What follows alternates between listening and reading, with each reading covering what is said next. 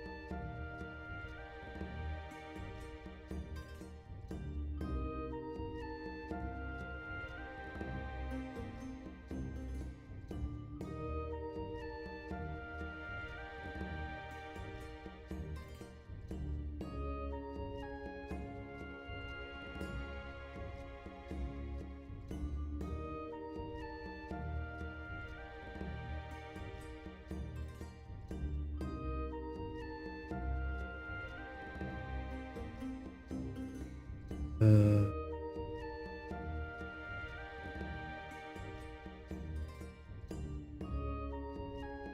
da, da, da, da, da, da.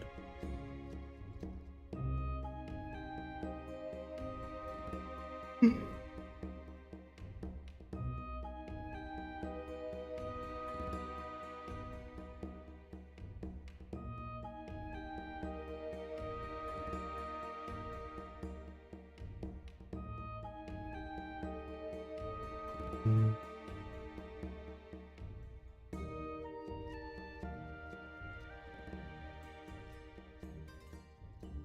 Hey.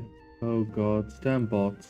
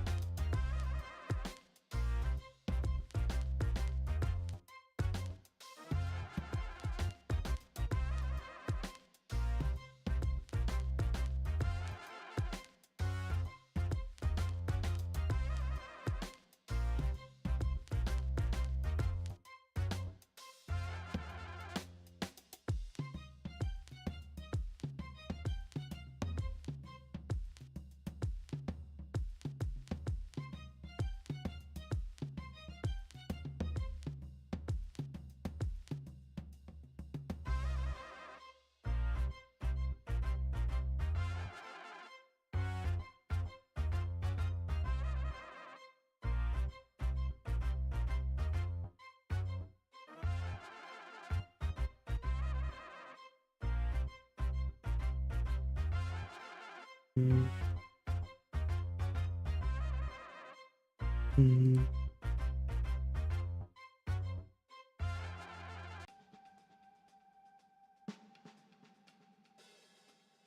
Tracking the source. Yeah. The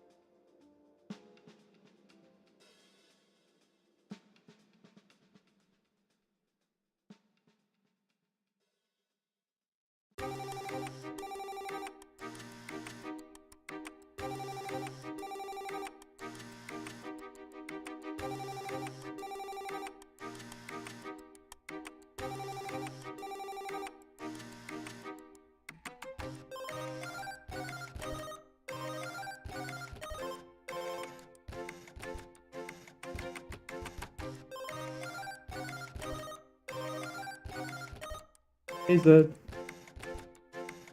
um on the seal on the mm,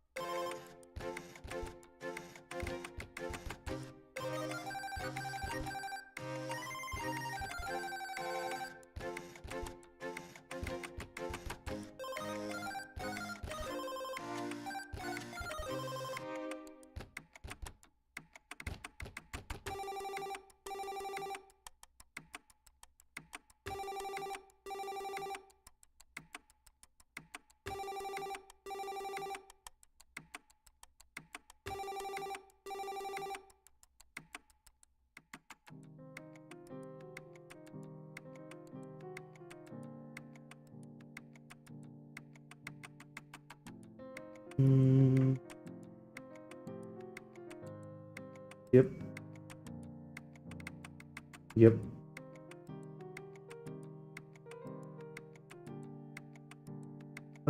Tracking on the source of the imaginary ruins is not particular.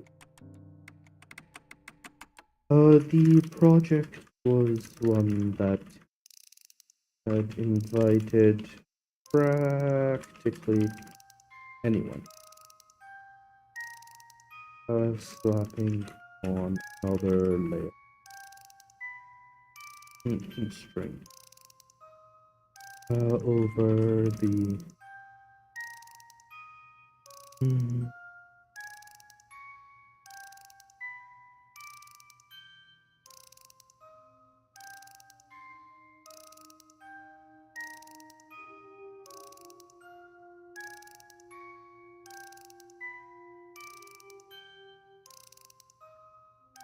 I believe the animation player allows you to select between multiple different animations, while the animated sprite just goes through one set, I think.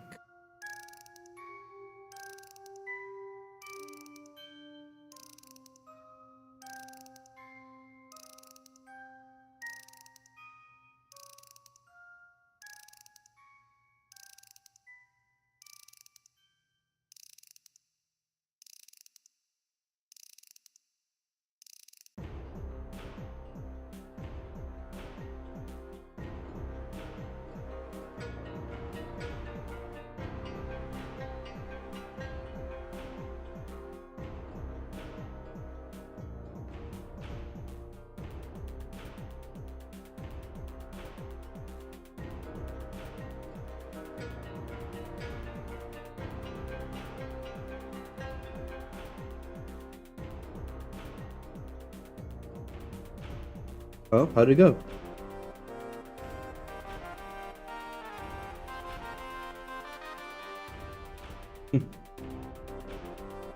uh...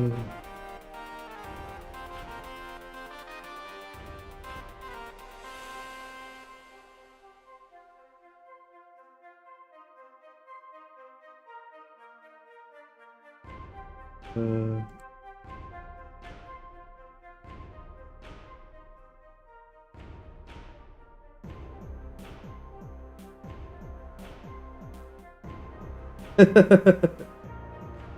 eh, I've seen your art. You don't necessarily need to go with a pixel art style, right? You can just draw normally and just have images. People have done that all the time.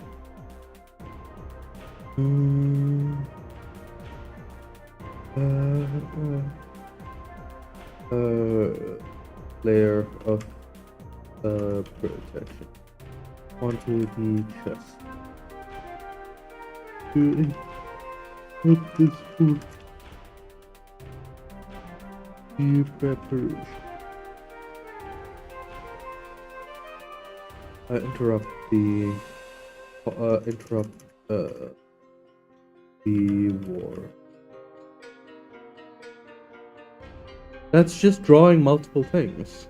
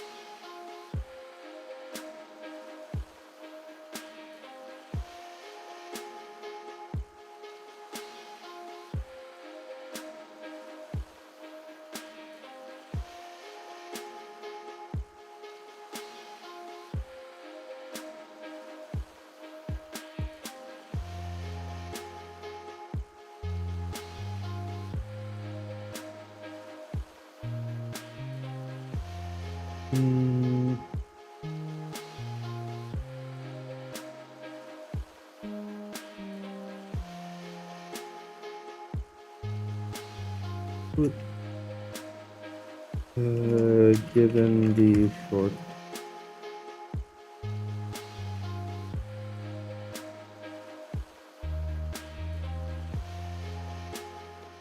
Yep, that has inheritance. Basically, you can have a base character class, and then with each sub character, you can set like whatever variables you want on those characters to have different sets of controls. So you might have one that has like a longer dash but a shorter movement speed, or what, like a lower movement speed or whatever, or one that has less movement but more attack or whatever. So you just have a player class, set certain variables, And then in the specific player, like each character, you adjust those variables to control how they play.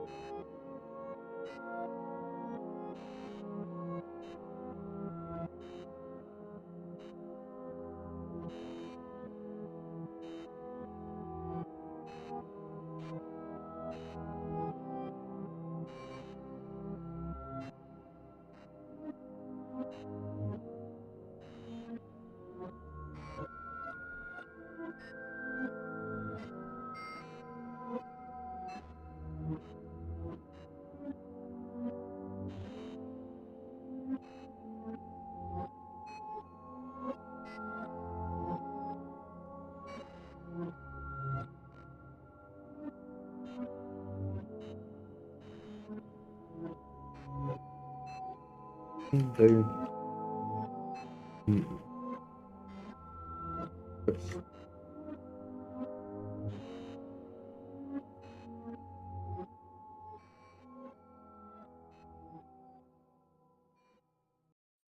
Um,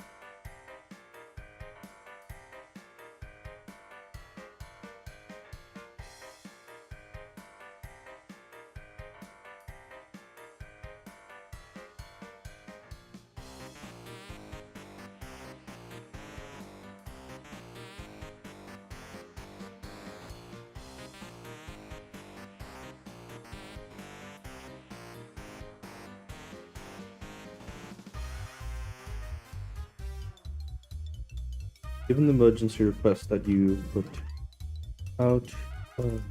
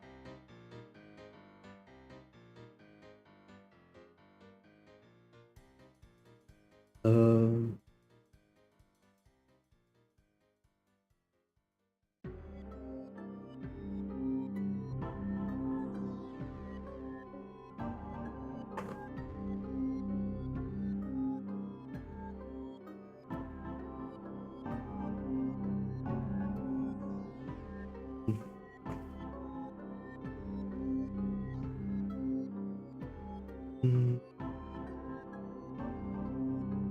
um, mm,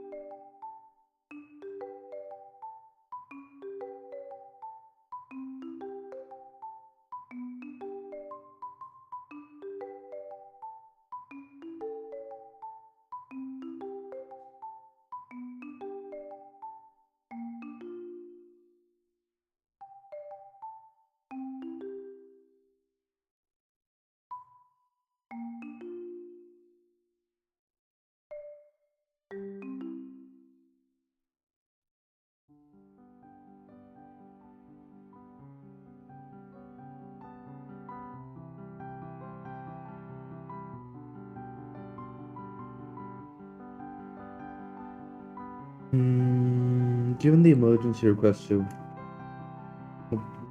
everyone, to help steal the chest of the wolf or particular.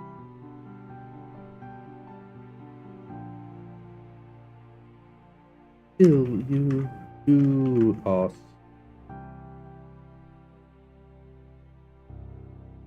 Face down. Who left my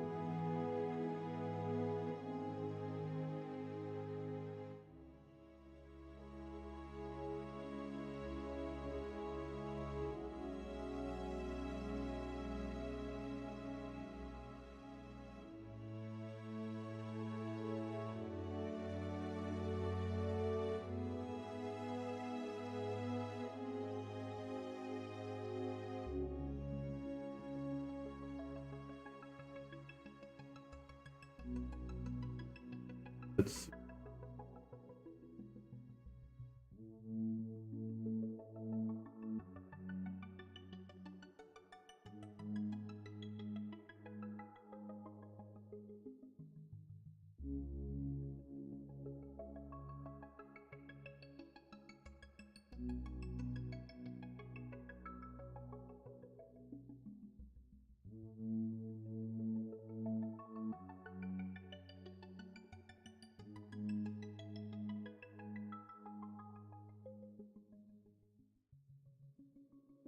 Hmm.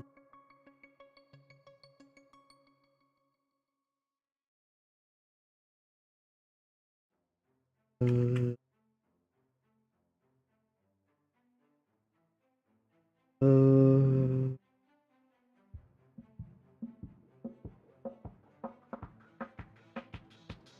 uh,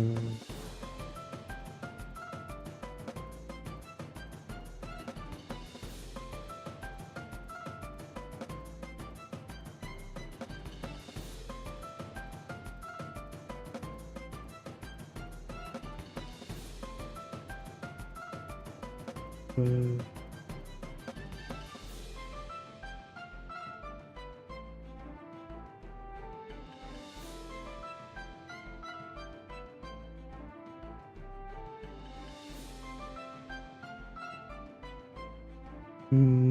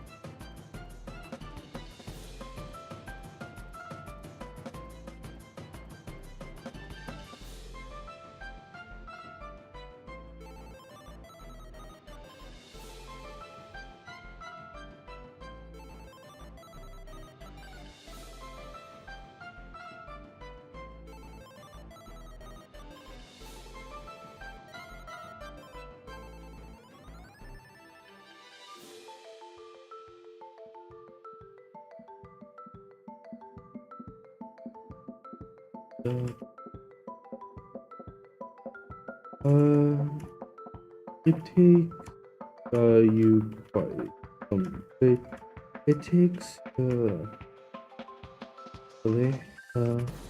things that fun. It seems that the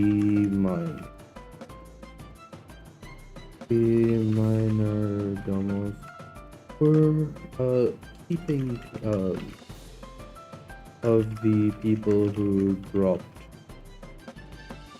who responded to the call, and it wasn't long before. That's fine. There are plenty of games that have stick figs.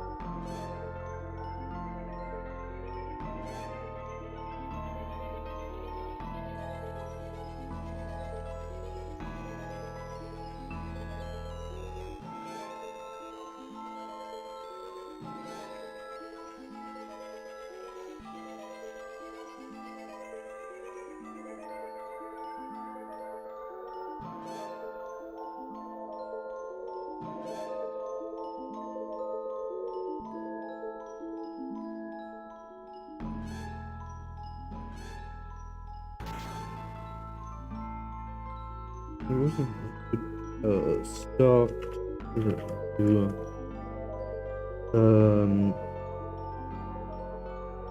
all the list of people who were involved in the for the tone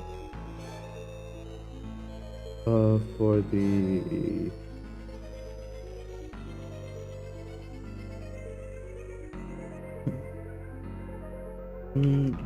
person involved must be young, you presume.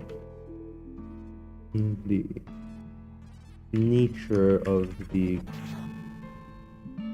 and while the books have started to there they haven't proliferate all that, given how closely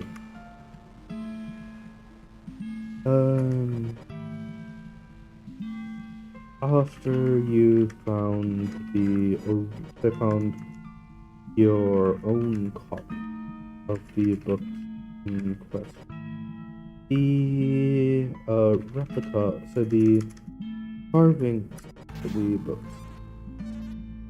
The carvings seem to quite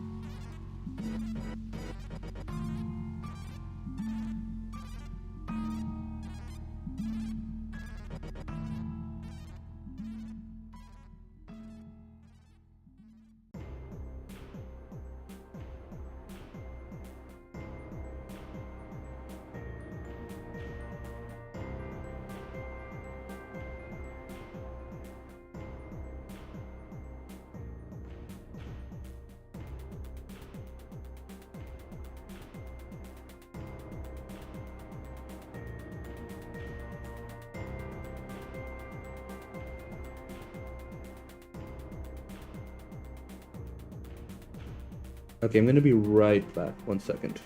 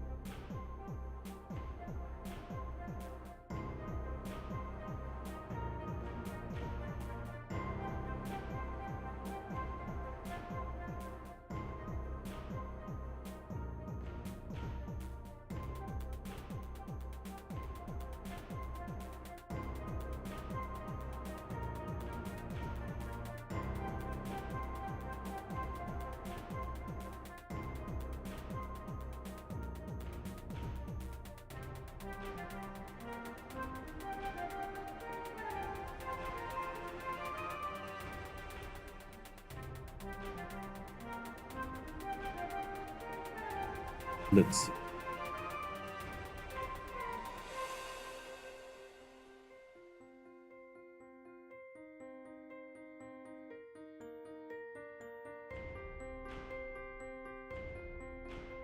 Hmm.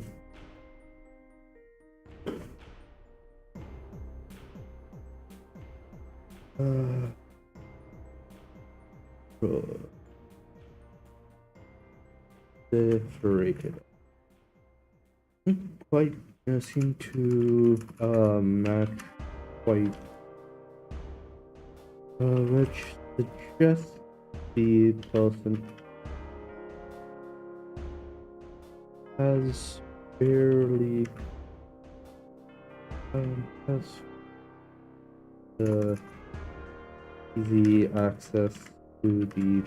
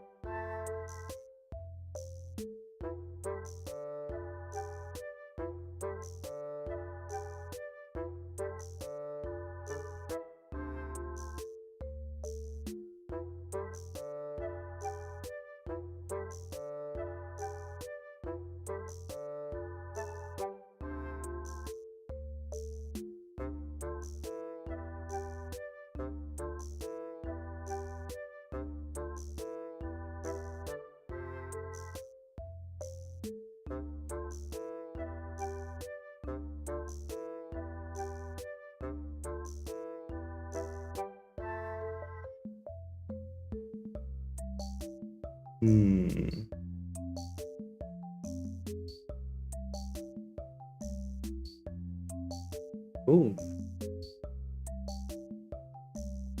nice.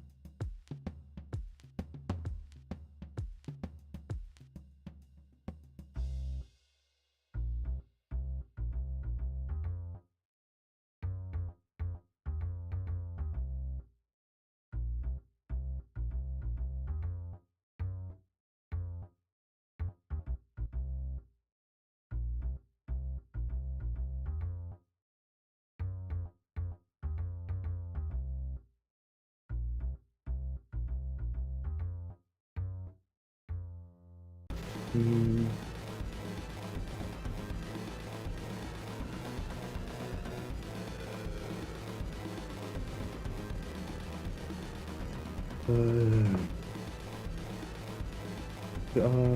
Uh, like the um,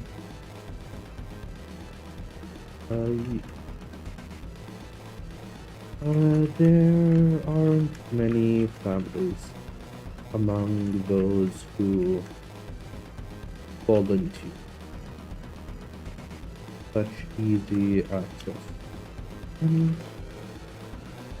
Uh, Initially, it seems like until you start or the location and find that one of them happens um uh,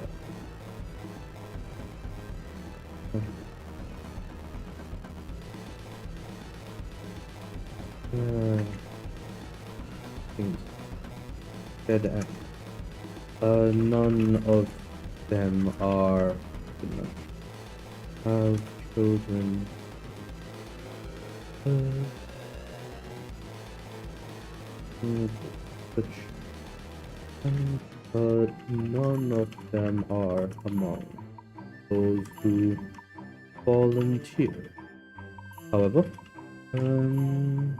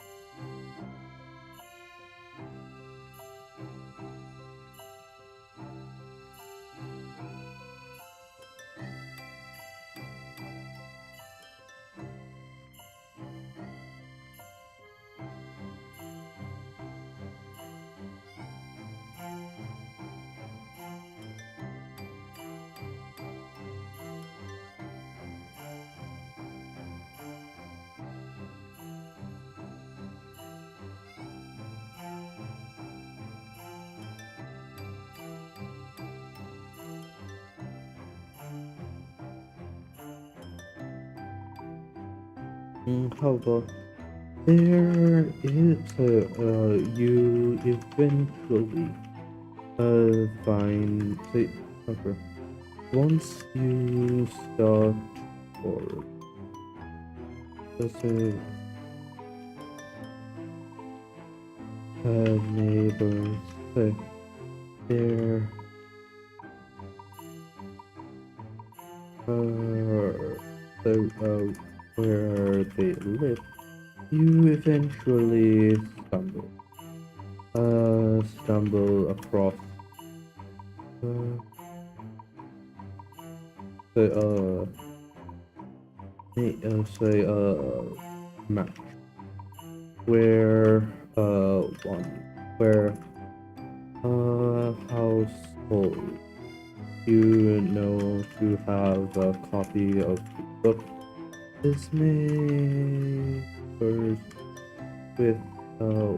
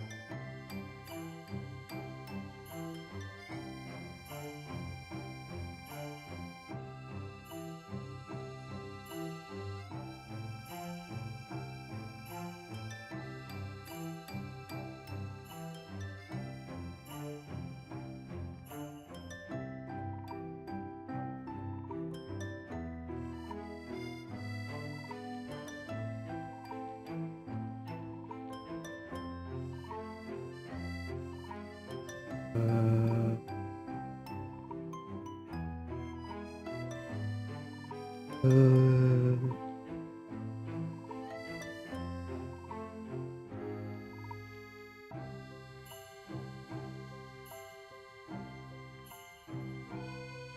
um, who volunteered for the ceiling to travel?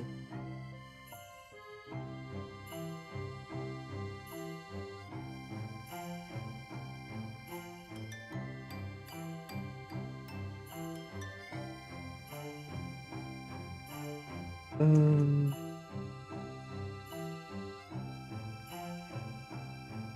given the uh, um, given that she's still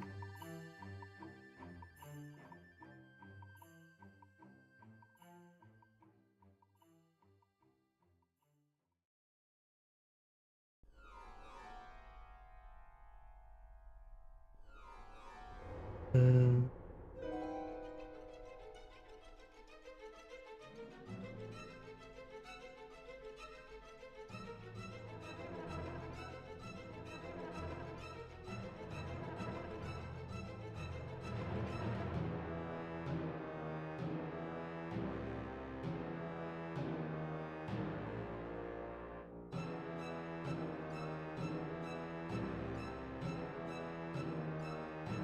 uh,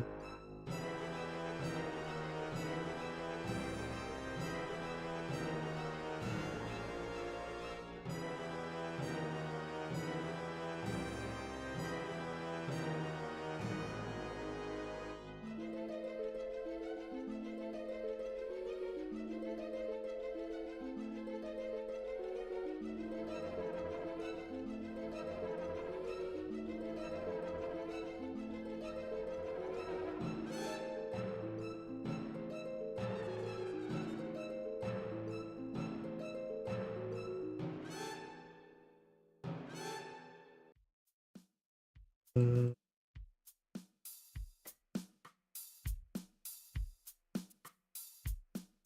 mm,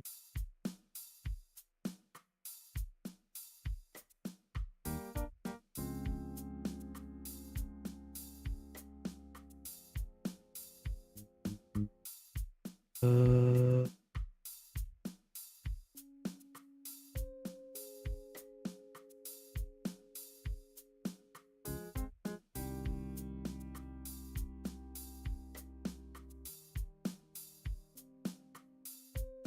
uh,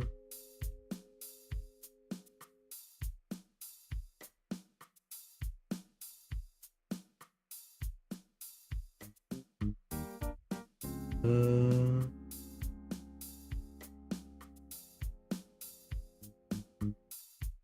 uh,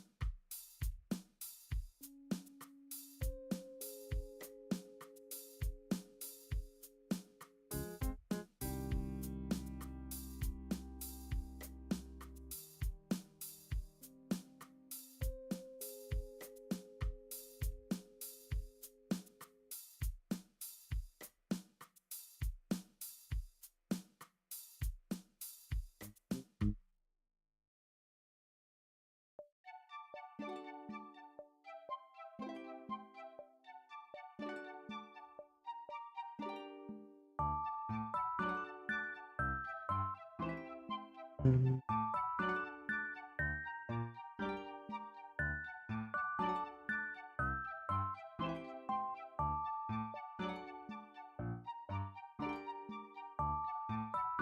mm,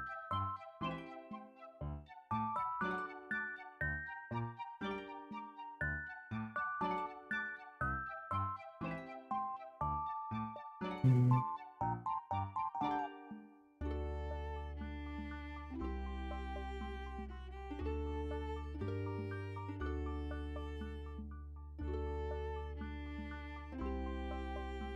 um,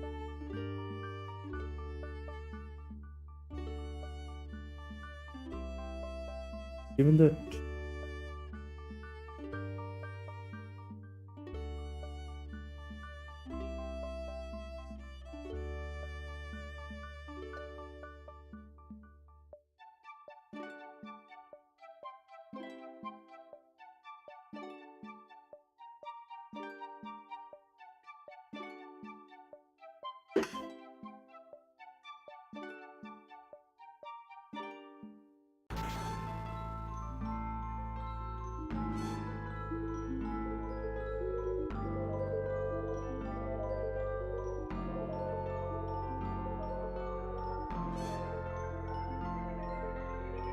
Mhm.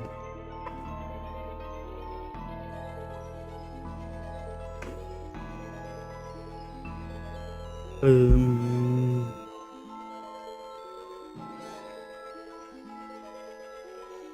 Mm,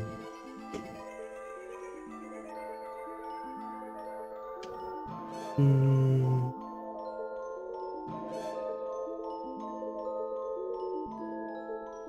uh,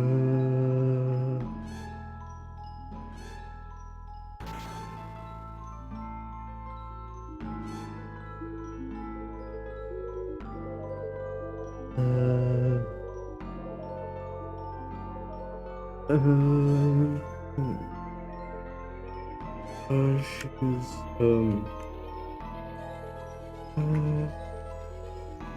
uh, Takami is good. Of the opinion that she wants. Okay. Um. Hmm. Given with the possibility of open call on the horizon, and Tommy, um, okay, Takami, has decided to brush on her skill dagger, especially stabbing and injury. Um, the bones thing dagger, are potent magical art, and while she is certain you could probably improve over them, she also feels um like you have yet hit your and any changes you make would leave an such a creation.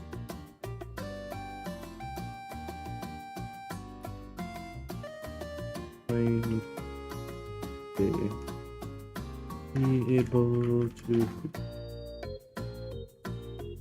She's a little less concerned about the daggers than she is about the tail, given that what actually, given what you were told the origins of the weapon, but even but does want know if the daggers as they are will be sufficient to tide. Hello, how you doing? Mm,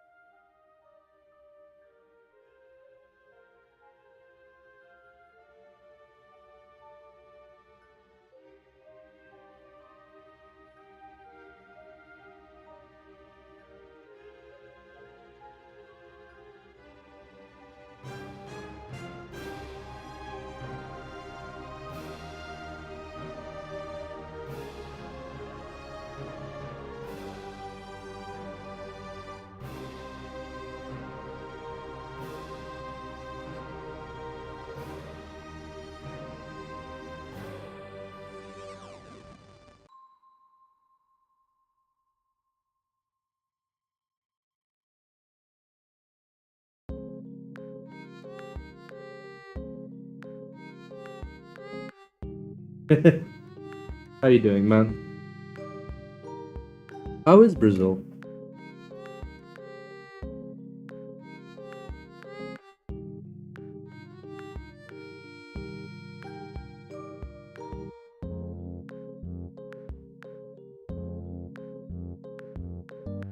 A little less concerned about the daggers than she is about the sail curtain. As they are. Tied her over until slowly until you till they can be made as if possible. And pass 6 sprites.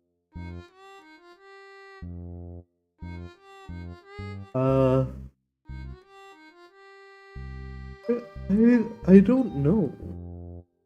I'm not sure what you're referring to, so I don't know.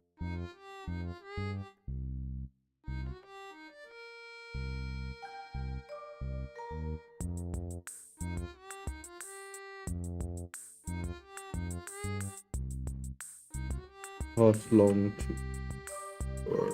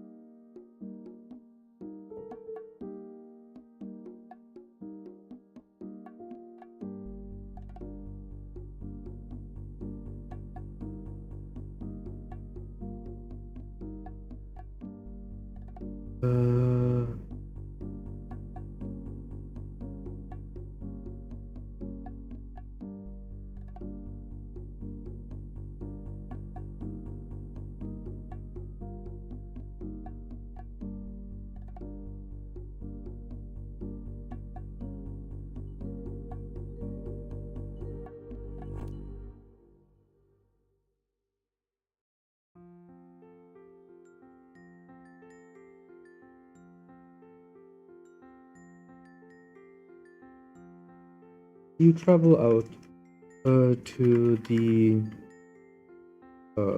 collection homes, and after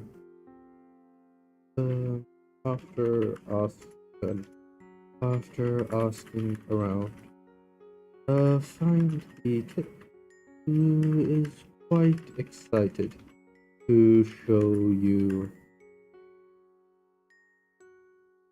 dinner.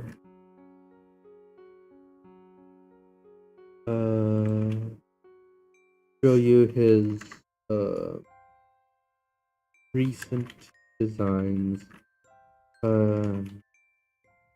based on uh you quickly put together um also uh, uh, the fact that you can effectively depict um mythic say, figures from folklore and project and invoke their mythic properties and the boy's own ability to do these the same with from they are quite related. Your thoughts are about communicating, and if he is able to do so better, to do so through stories, through these stories, suggests there that there is far, so that there is far more flexibility space than the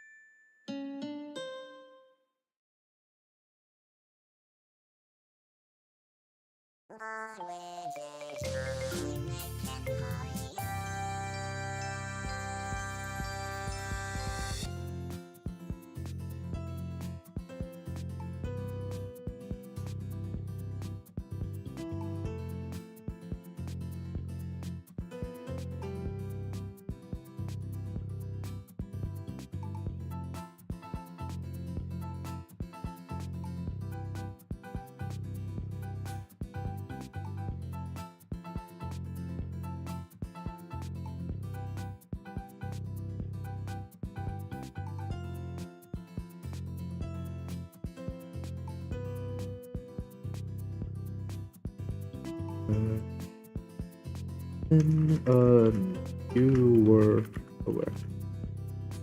You might have to invite him. So you might have to arrange some experiments.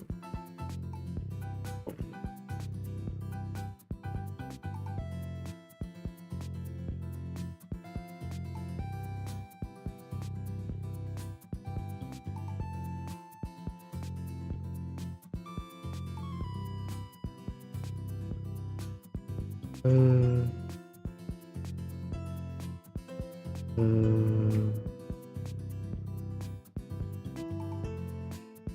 uh,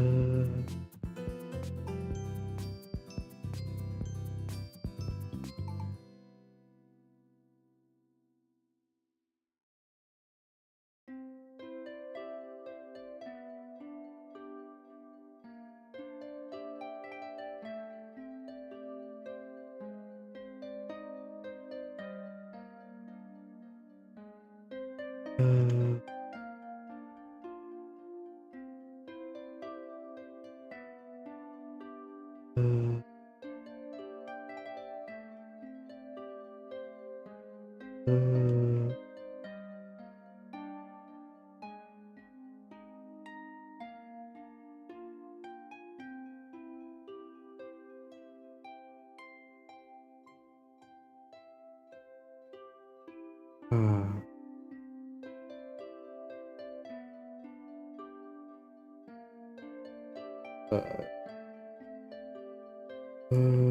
didn't do that.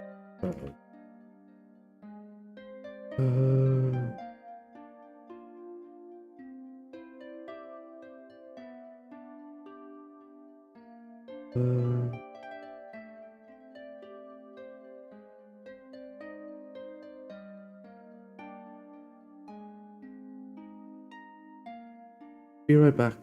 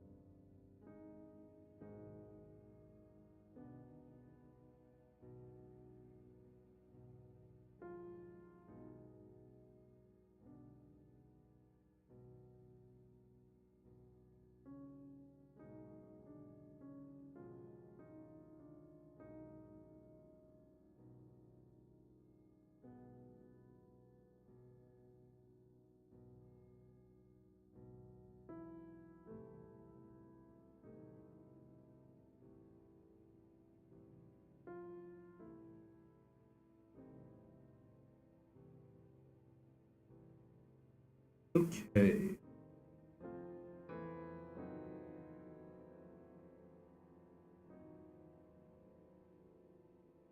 Oh, like it not exist anymore. But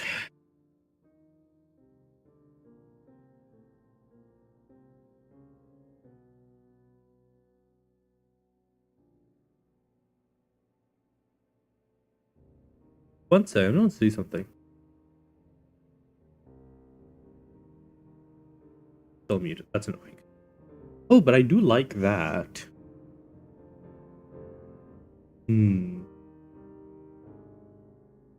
That's interesting. Okay.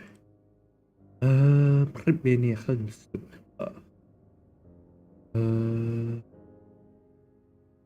فين حال ما أدري شيء اسمه.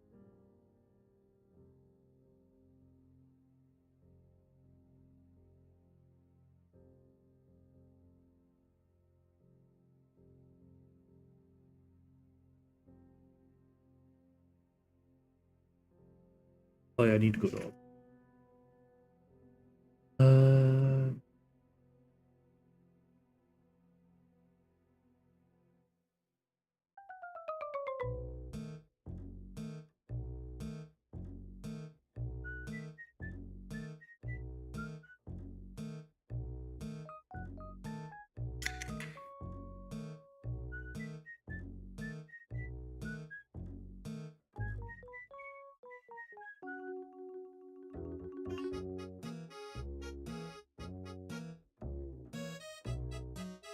Do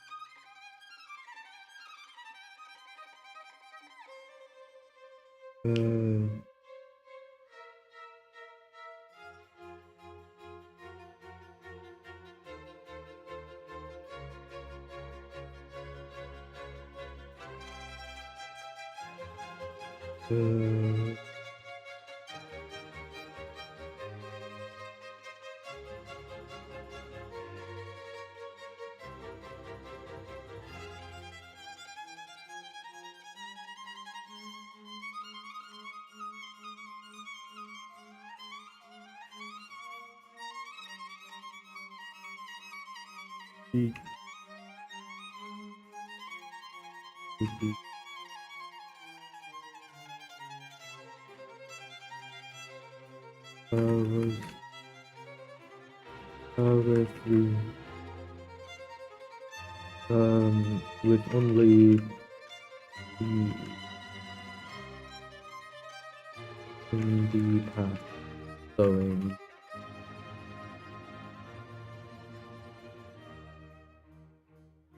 the long going. They close in on the first preview. Normally.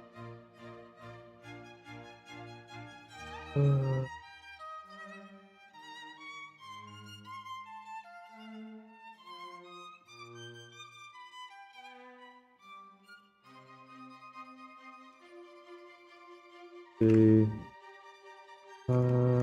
as they began.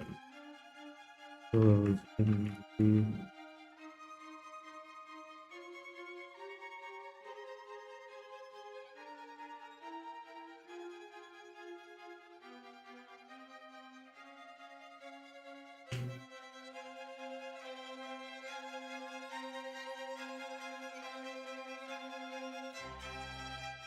the what's up for dinner? Um,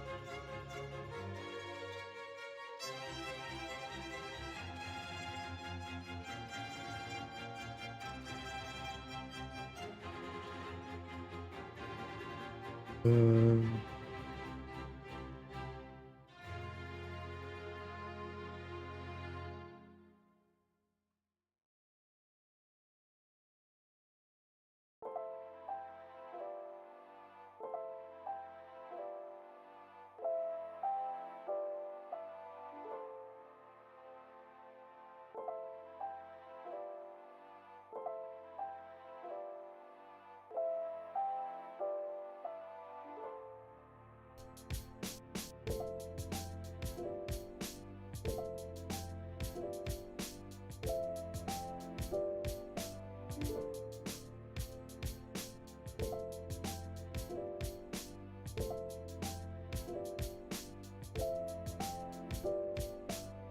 makes sense.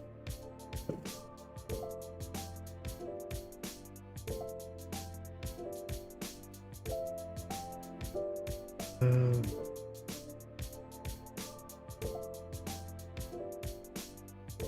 uh,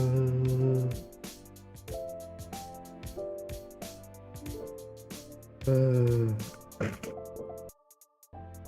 uh,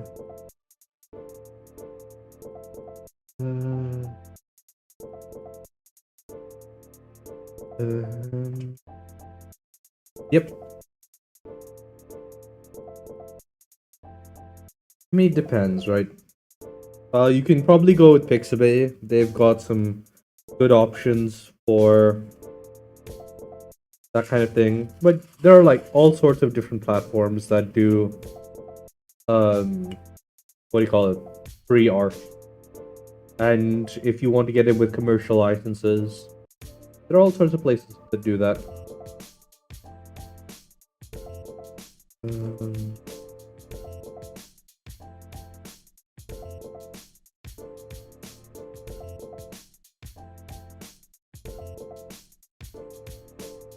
uh,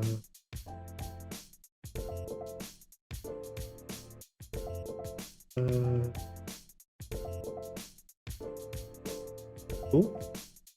Just remember to like save to either an external drive or to like GitHub or something so that you have a copy of it for when you get your computer back. Mm. Speaking of which, when do you get your computer back, man? Do you have an ETA? Google Drive's fine. Uh, uh,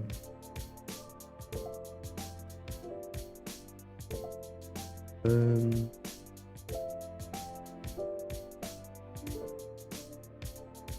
um,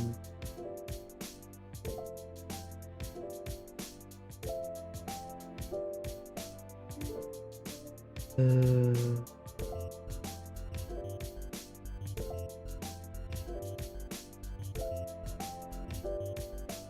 uh,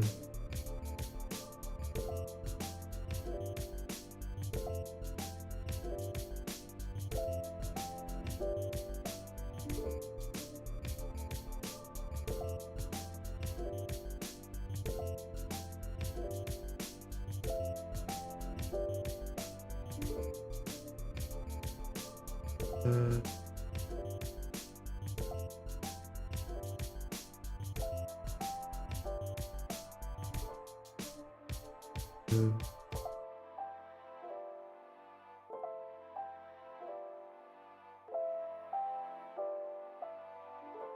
uh,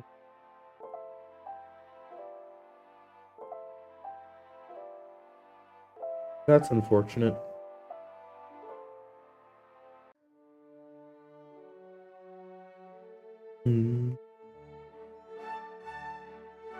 But yeah.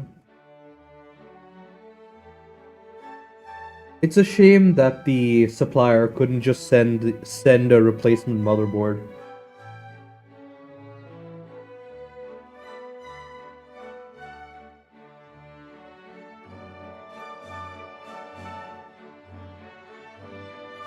Hmm.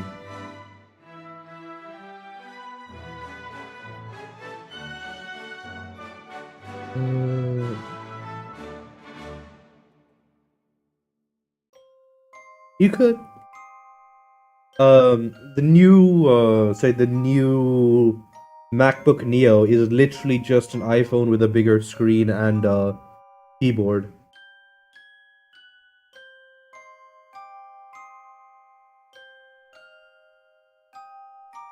Uh,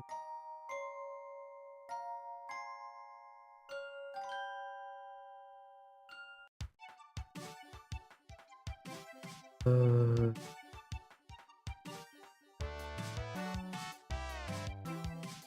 uh,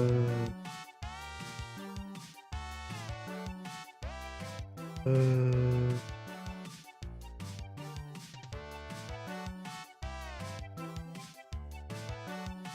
um,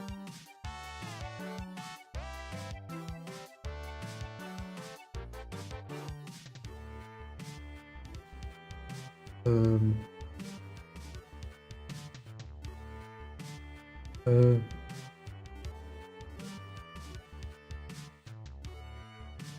uh, uh,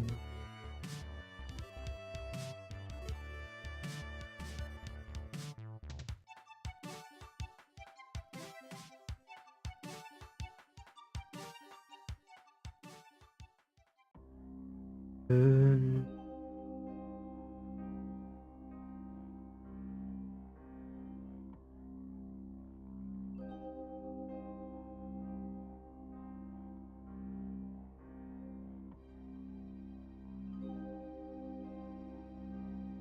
nice.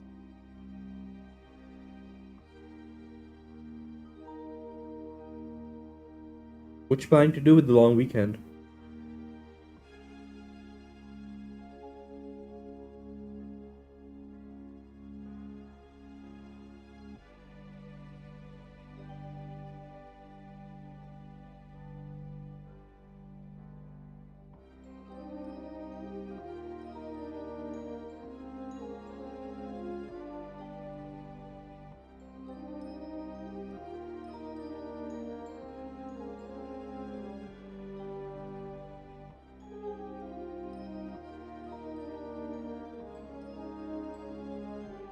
Yep.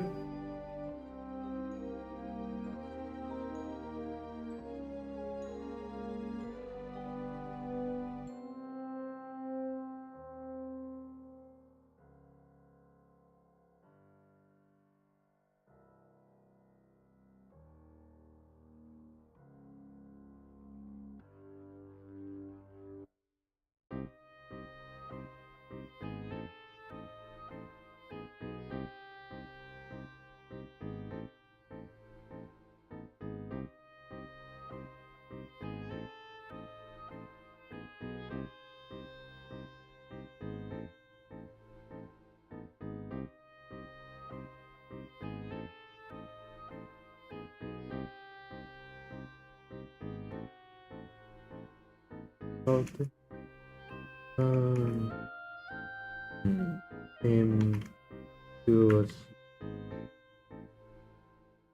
As they began to close in, we started the she call over the radio. The other.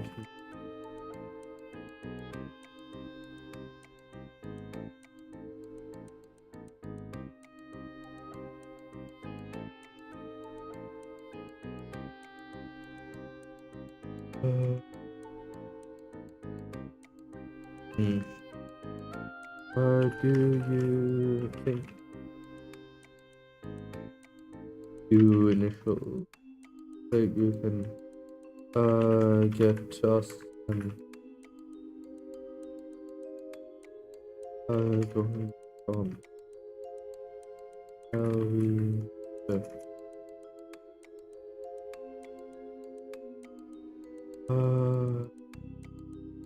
looks to be they're currently uncovering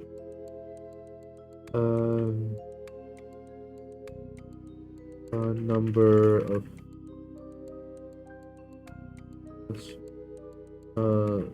these guys storage building.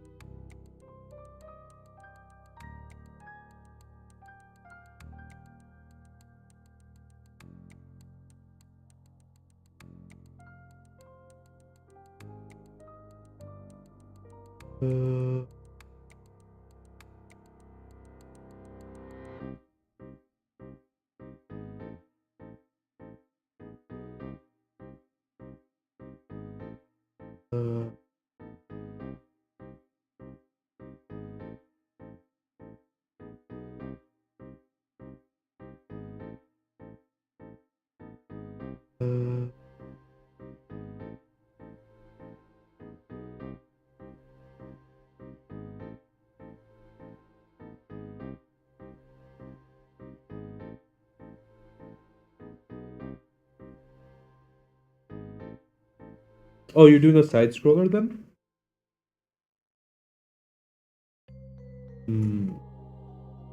Looks to be a camp of some sort. They're currently uncovering a number of these guys. Speaking to be supplied. Look like they're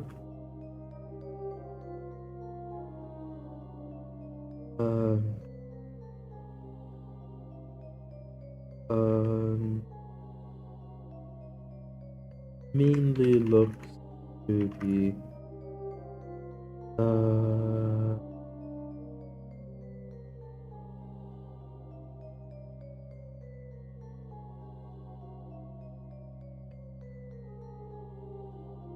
cool.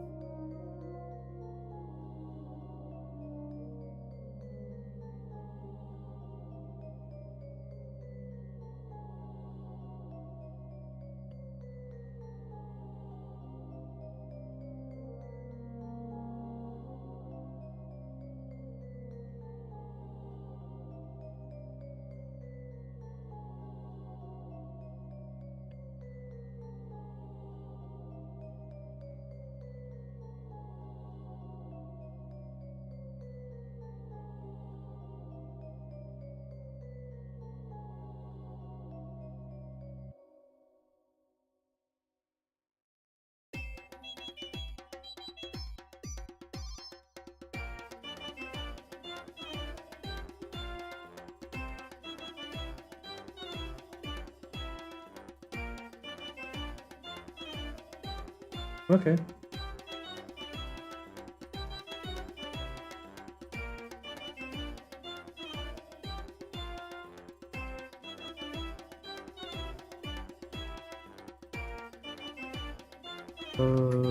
Looks to be that a couple of them are used.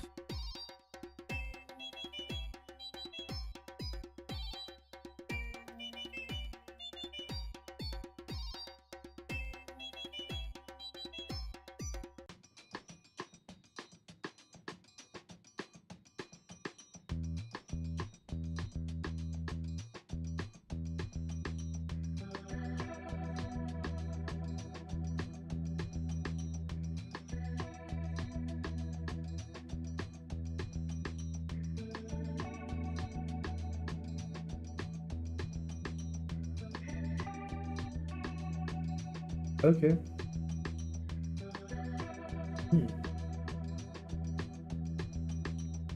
Are you gonna do like a charge system where if you tap, it just jumps a little bit, and if you hold, once you release, it jumps really high?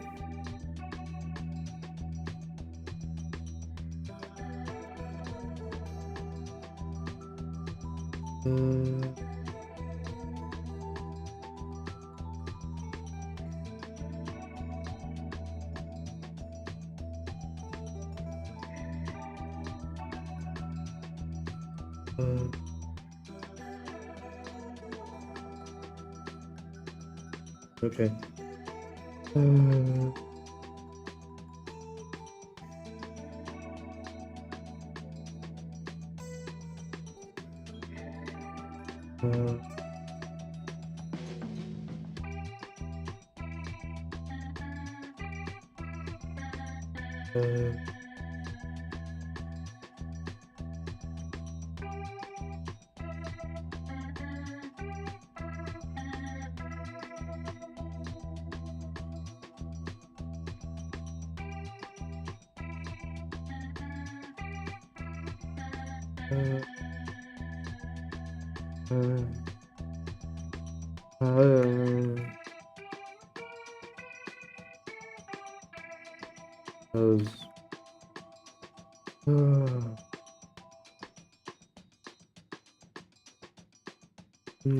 Could be in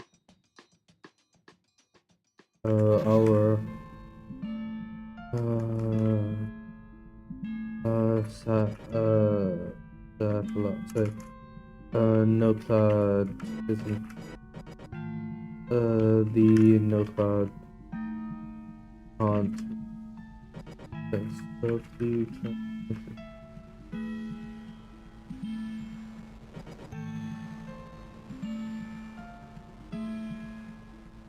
Yes, but the thing is, if I'm not on stream, I will probably be doom scrolling instead.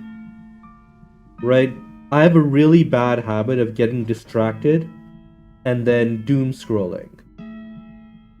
But if I'm on stream, it's easier for me to focus on my work.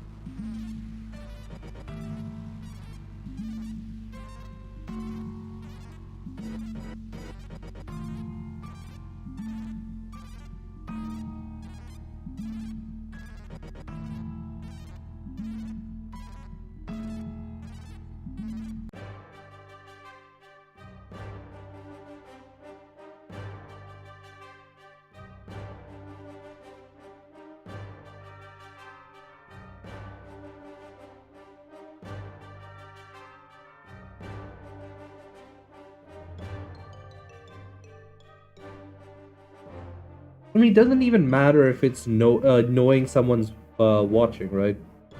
It's just like the fact that I'm on stream and I'm keeping an eye on chat and everything. It helps me get into the right state of mind to do all of that.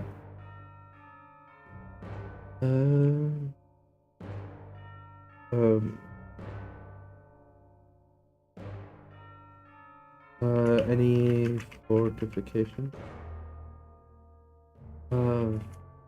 Not furtive. Buildings look somewhat solid. Maybe old.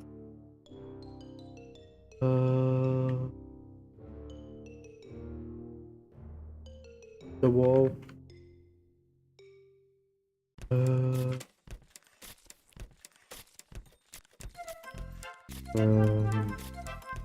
With the roof blank on it.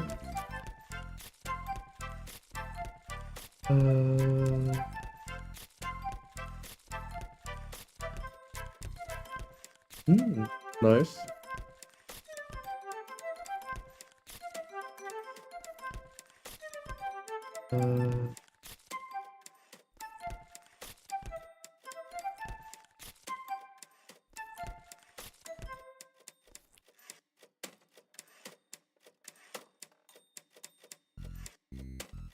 I mean, the other part of it is it's just something I enjoy doing, right? I like chatting with people when they come by, and okay, and if they have problems, I like helping, right? So, back when all of this started, say Zed's here because back when he found me, I was helping him with some of his coursework and stuff.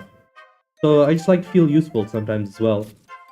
Um, if anybody has any problems, I can listen. I can give advice if I have it. I can help if it's about something I know things about. So that's also a lot of fun.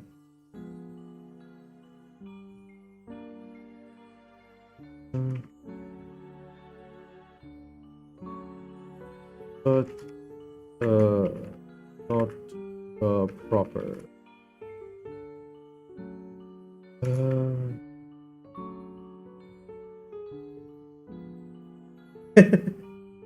Nah, fairly certain that say Zed posts enough in the Discord that I know that he's real.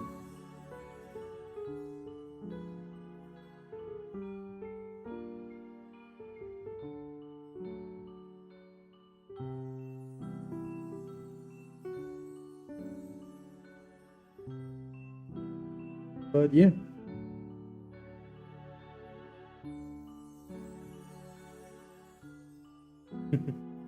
And so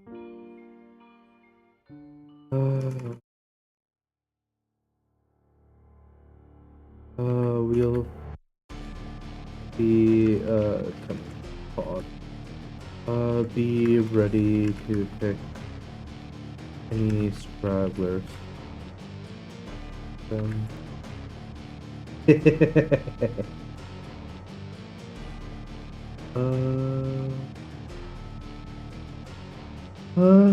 I mean, I'm not American. Hey, Gold. I'm currently working. So I created this, which is a power set for a character that anybody can use. All of the perks in it are original works, and it's all available under CC by 4. So anybody can use it even for commercial works.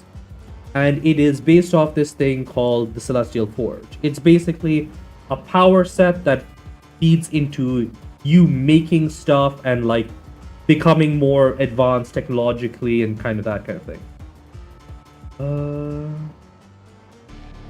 New. What's it called? So I'm writing a test story that I post on Spacebattles at Sufficient Velocity, and it's like really delayed on AO3, where I have the main character have this power set, and it's helped me refine it and build it out. But yeah, I'm not American. The war doesn't really involve me much.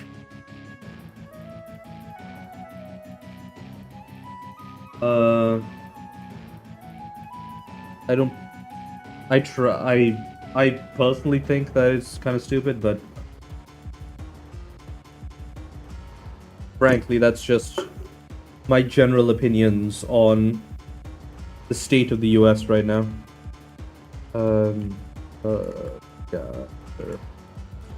Game.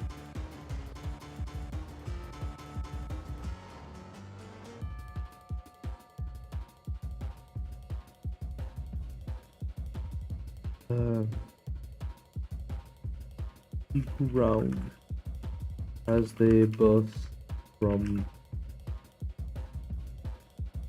Yep. I mean,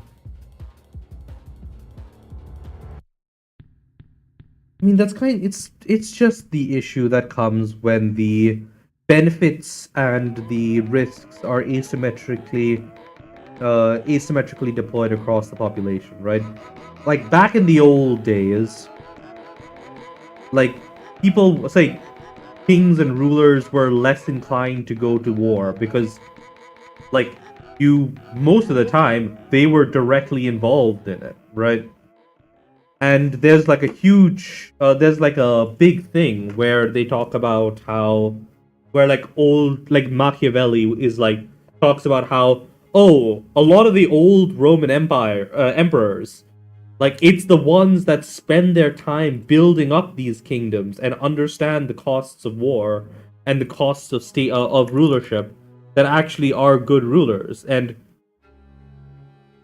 like people who are brought up like within the system and reaping the rewards of that system tend to just wreck it all.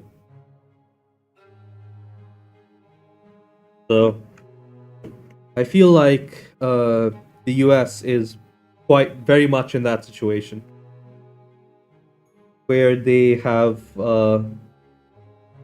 where they are experiencing a lack of external pressures to harden their ruling elite. So they are now suffering the consequences of that. And like these wars are especially stupid because really what they come down to is like a bunch of stupid infighting that is like being used to like this whole thing where the US attacked Venezuela and Iran is more or less just to say that hey, like don't pay attention to all the problems that are going on within the US. Here's a convenient thing to care about that's outside the US. And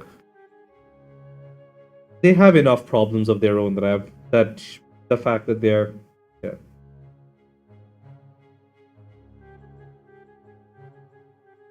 Yeah.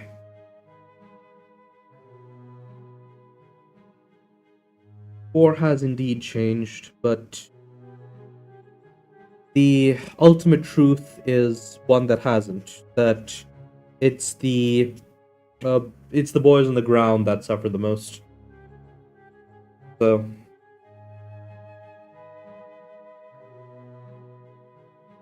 it's why say like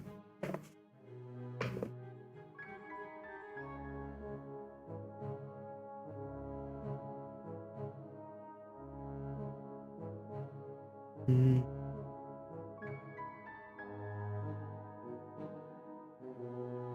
um,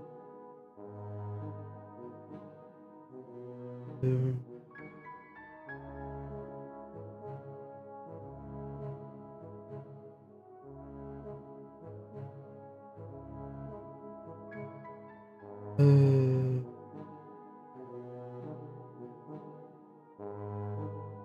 uh, I just made up a random brand name for the what are they called? BattleTech uh fortification. Uh,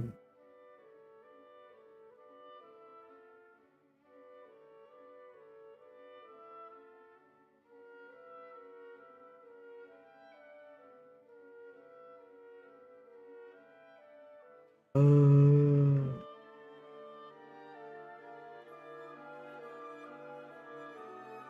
mm, yeah, static defenses.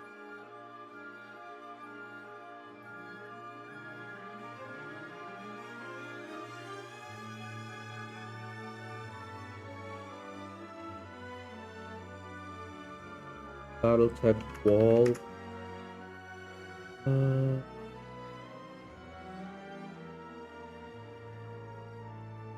uh,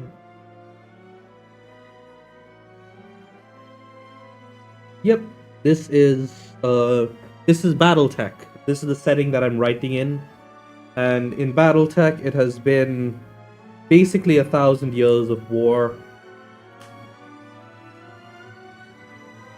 I mean, actually, at this point, it's like 700 years of war, but same difference. Um, as they burst from burst from trees, descended, on, the, tower.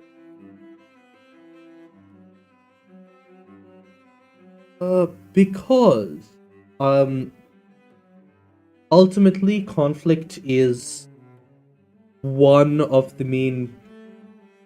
It isn't my world, right? It is. This is BattleTech, which is an existing universe. I didn't want to come up with an entirely new setting for a test story. Like, the point of this is I want to test that the March of Civilization works as expected. I've had to fix it like 6 times since starting the story, so that tells you something about how well the testing is working. The other part is to get me better, force me to improve at dialogue. So part of the setup is that I made it so that the progression in the story is based around the dialogue that I've written, and that helps me focus on that. And also, I just gotten into BattleTech when I started writing the story, and it was interesting to me at the time, so I wanted to experiment more with it.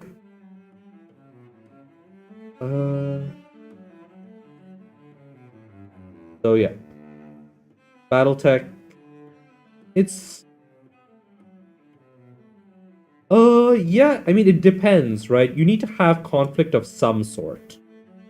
You don't need to, but most stories have some sort of internal conflict, and like you can discuss like other conflict resolution strategies. You can talk about different themes the like aging or whatever else. Maybe not resource scarcity. That usually ends in war. But you can talk about like illness or whatever and plague. That's usually not. So usually fairly decent to avoid war as a topic. Um, you talk about like community building. There's a lot of fun stories that talk about like building up like local communities and stuff, and as long as you're within a relatively stable immediate environment, you can kind of ignore any mentions of conflict in the wider universe. I actually had an idea for something along those lines that I'm actually that if I ever have an opportunity to follow up, I might do.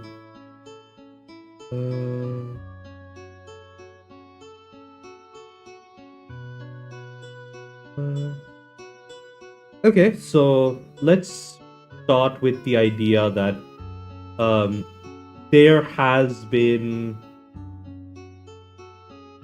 Okay, so let's say that that there is a magical, so that there's a world where people have magical powers. These powers allow you to. Oh, here's one. Let's say that there's a world where there is like a plague. I think you can imagine that given recent-ish events. But because of this plague, most people like live in fairly isolated communities, right? You're not going to try and travel too far, and like generally across the place, there are there are sick people, and there are like farming communities that try and take care of them. Maybe you write this as inside like the equivalent of a tuberculosis colony, where people are being quarantined because of their illness, and you're writing a story about people finding community among other people who are sick and living out their time in these effectively hospice villages where there is a community of all these people with tuberculosis. There is like every so often people will bring along food, and you can talk about the different things people make, different stories that other people tell of their homes far away, and you can like say, okay, and every so often you can get a new character coming in where there's like, oh, this person was found to be ill. They're being sent to these like quarantine villages so that they can live out the rest of their lives in relative comfort without spreading the illness. And then maybe there's like letters and stuff from the outside world. You can hear about that.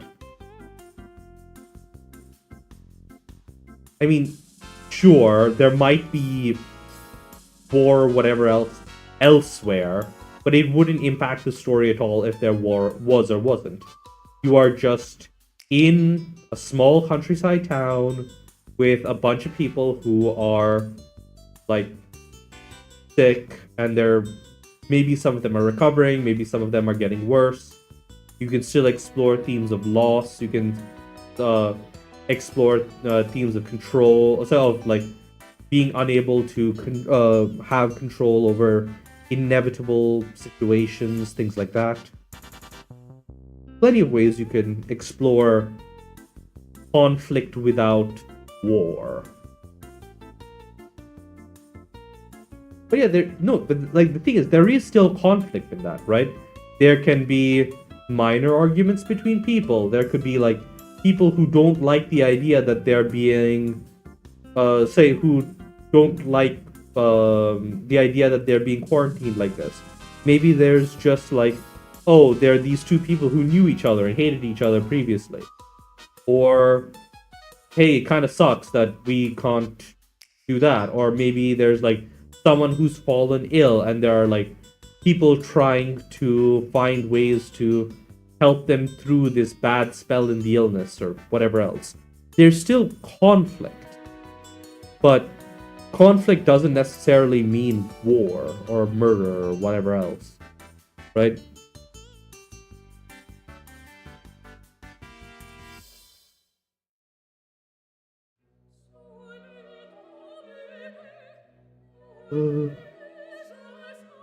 Okay.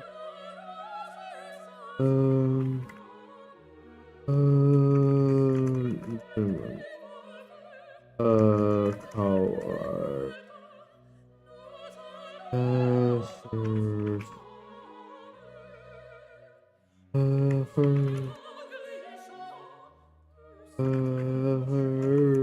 Lasers. Take across the curve, breaking through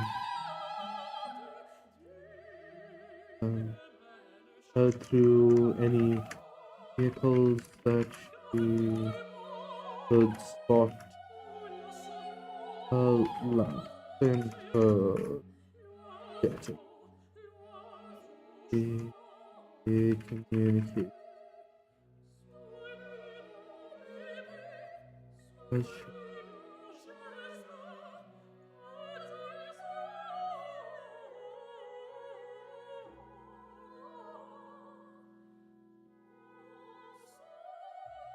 Sure, but like the thing about the hospice situation I described, like the source of that illness doesn't really impact the story.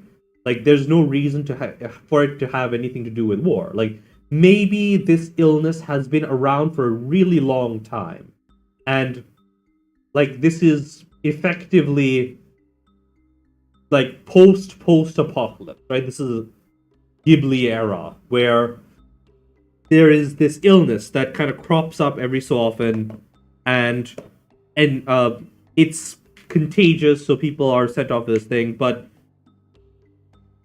everybody kind of knows that this is a thing, and people are, the rest of the world is slowly recovering, but in order to do that, they need to send these people to these quarantine communities, and people just kind of know, okay, we've got say there's no wars going on, people are kind of peacefully living in these different places, and there are like treaties where groups have come together to manage these these quarantine villages, whatever. You can describe a whole world that doesn't necessarily need war, but like you need to address where that war comes from. Is there like ultimately war comes from like pride or greed?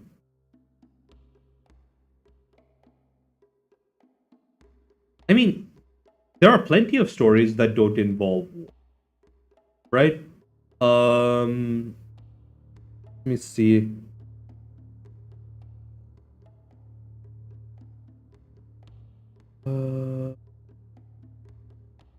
Not how.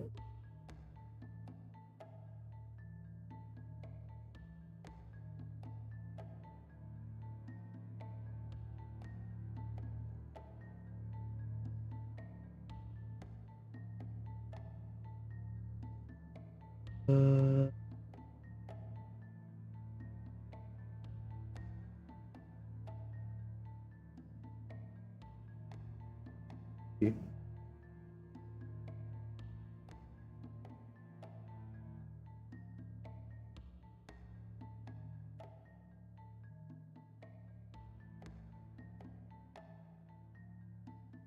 What's the name of the? So I'm trying to remember the name of the story. I have one in mind. I have one in mind. It's the one with the telepathy and they're on an alien planet. What's the name of it called? Telepathy, alien planet. A young adult.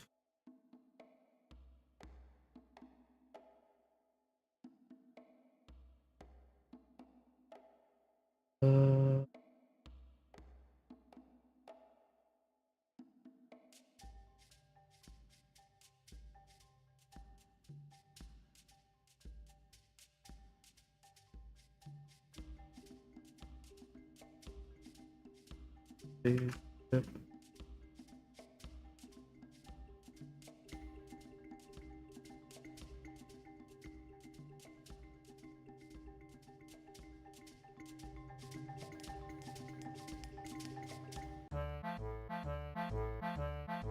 I'm trying to remember the name of the story, but anyways, point is that particular story was set in this planet. So it's set in this planet where there's a small community, and there was like this one guy who was basically acting as kind of the ruler, and the way that they and they had there was say the one of these kids got like telepathy and yada yada yada yada.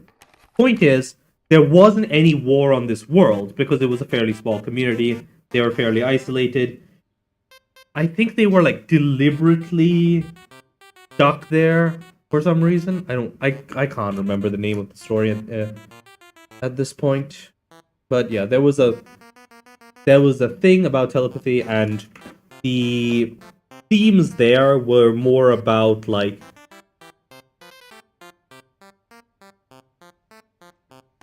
being under the control of an authoritarian figure, yada yada yada yada. It had nothing to do with war at all.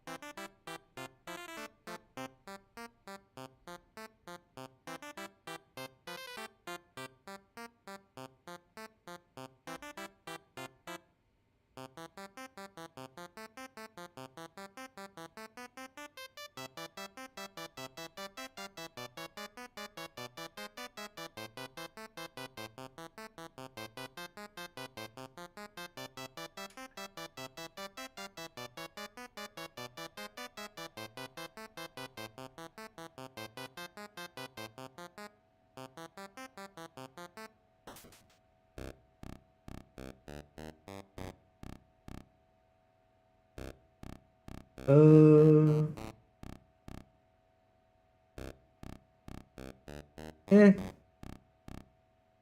No, say not the. He's not talking about free run. He's talking about things like what's the name of that one? Isekai restaurant maybe. That level of slice of life. There were a few more stories like that where it's like just about a peaceful situation and you're more about exploring the fantasy world and all the implications thereof.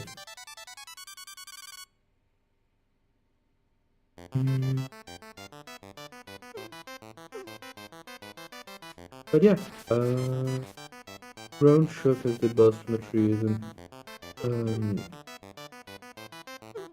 uh no then the offer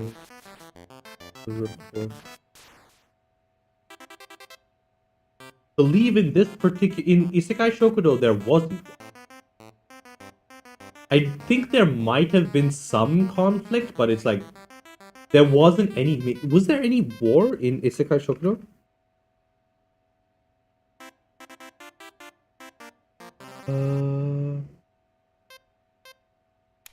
I mean, there was a war a long time ago, but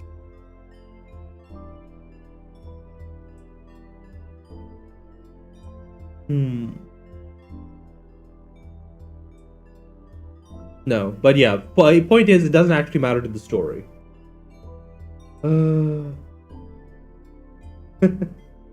But yeah, there does seem to be some conflict going on in the background, but it doesn't matter for the story at all, right?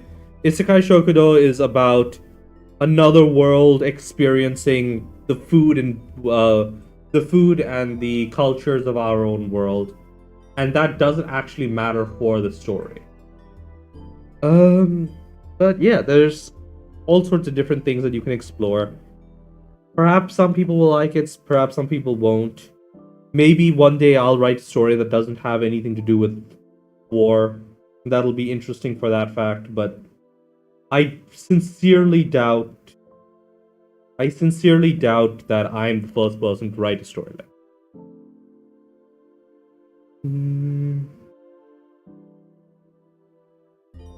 Oh yeah, I guess you're so you're right that like a normal slice of life story also doesn't necessarily need to include war. So, for Ishan's point of view, that would be that would discount his point. Since I mean, yeah, but that's mainly just because war is an easy source of conflict, right? It has nothing to say. It's not that war is inherently rad. It's just convenient as a way to like divide characters and give a source of conflict for whatever reason, and it allows you to operate on a large scale easily, right?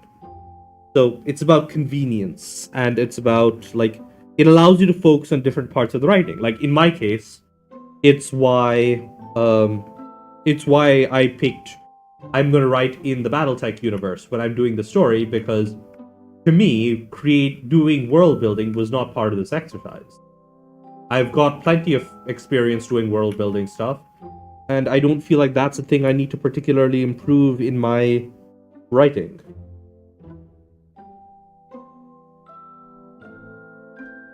Yep, that is true.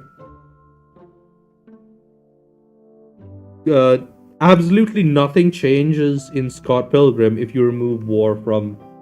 I know Scott Pilgrim, but yeah, absolutely nothing changes in Scott Pilgrim if you put them in.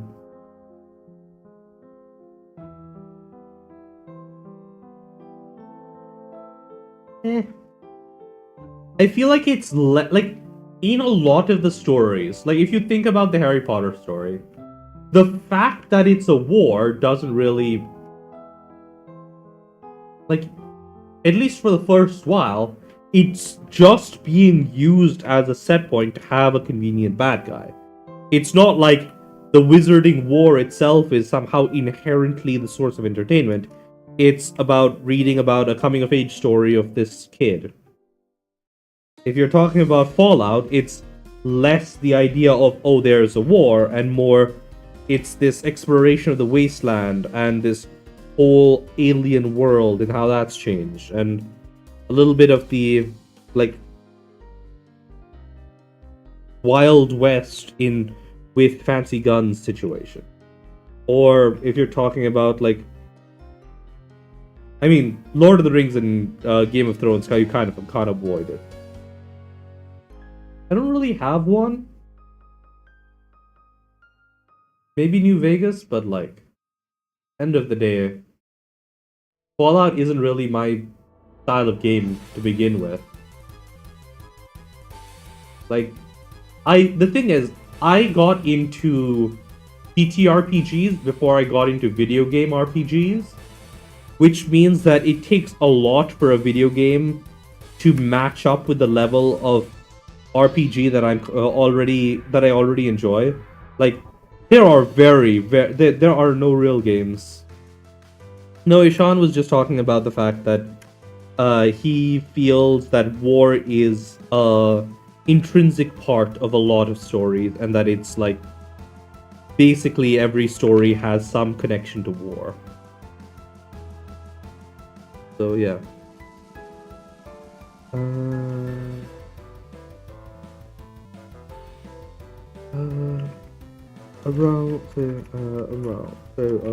From the 3911 Lavender Lance. No, I haven't. I can't really get over the old art style.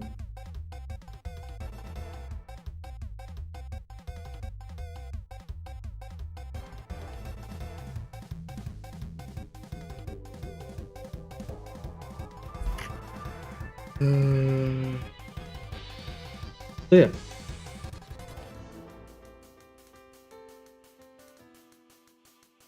No. Francis, yeah,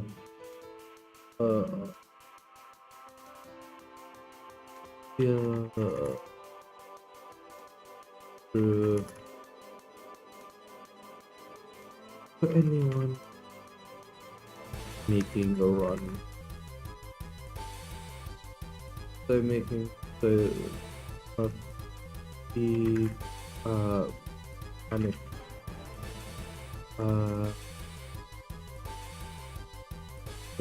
for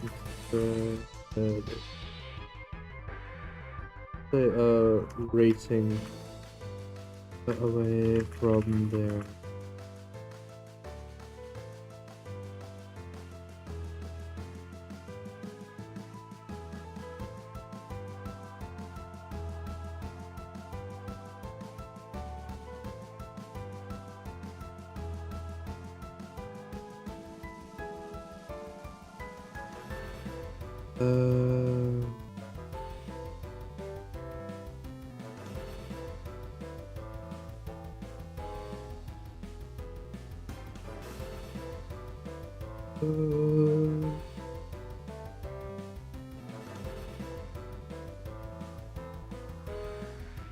The question is, does it match up to a good game of D&D? Because I'm about to get into, I'm finally getting an opportunity to run back into a D&D session. And that's going to be a lot of fun. Because, I mean, I'm DMing again, but still. Like, the level of flexibility you get out of, like, having a human DM running things for you is really nice.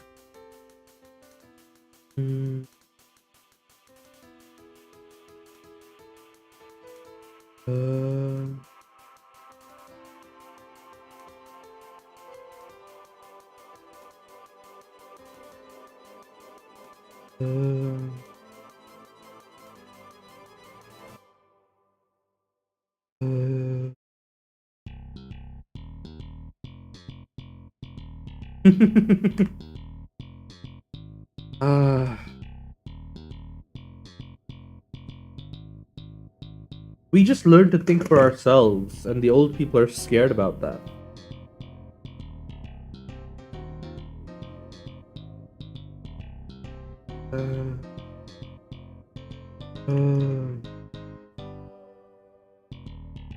They fight it over. If I was over in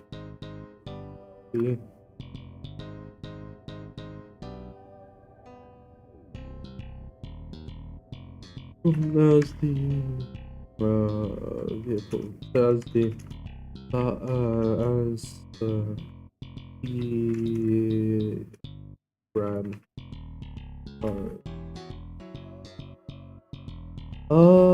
No, I haven't played Baldur's Gate 3 at all. I think you might have confused me with someone else.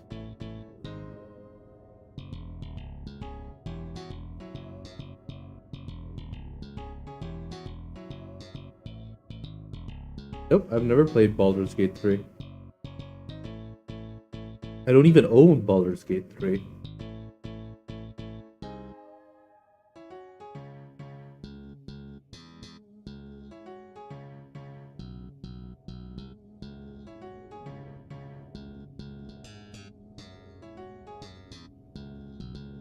No worries. But yeah.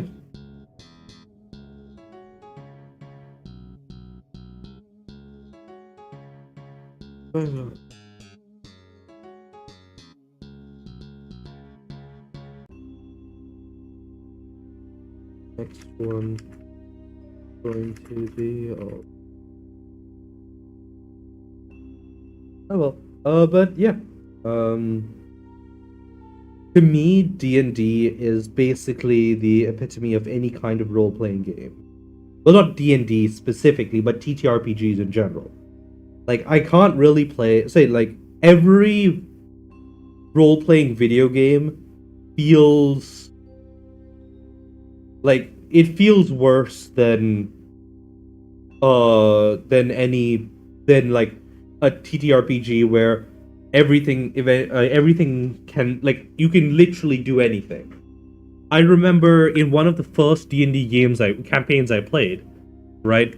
We were exploring this forest, and like we had no idea. Say we were stuck in this like deep forest. No one knew where to go or do anything else, and like I decided, hey, I'm gonna build a fortress, and I'm gonna like stock up and build up resources so that I can eventually escape later. I don't like, given the original plan for that game, no video game could have said, okay, we're suddenly going to go on a sidetrack, do an entire new building game, implement wave tactics so that we can explore all sorts of different systems. I think my character invented gunpowder at some point, and then like our team put together like a massive complex, and we started doing like the entire genre changed from this survival exploration game to this base builder tower defense system. And yeah, we like the entire thing changed on a dime because we decided, okay, instead of like running into even more danger,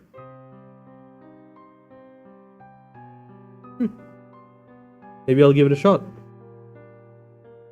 I'll see if it's on itch or something, or GOG.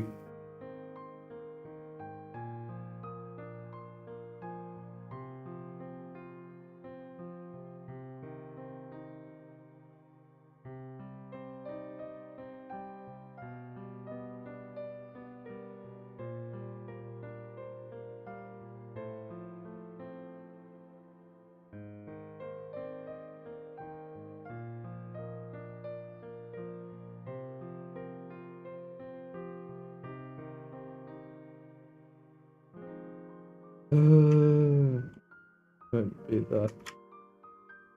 She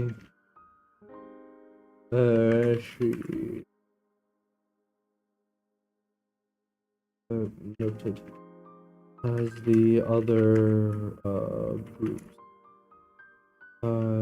Nice round the various no. They'll have the kindness.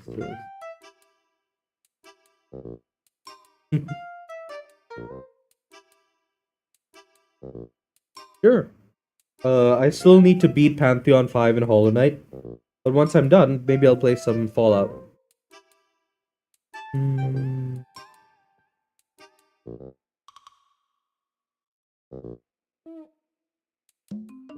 Mm.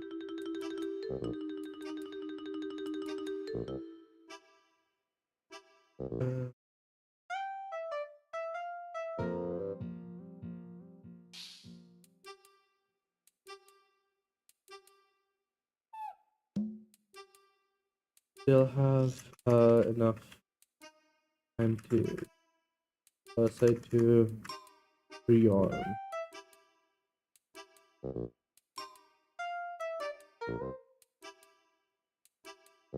Say to arm.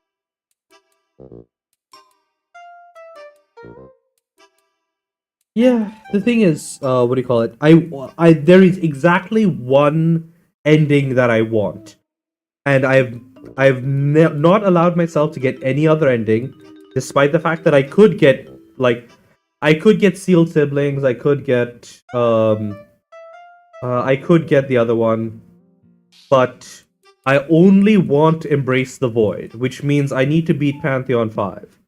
And unfortunately, I just don't have the time to grind out endless runs of Pantheon 5 until I'm done. Right? So, who knows? Maybe when I'm done with my 99 million other projects, I'll just set aside a week to constantly grind Pantheon, but.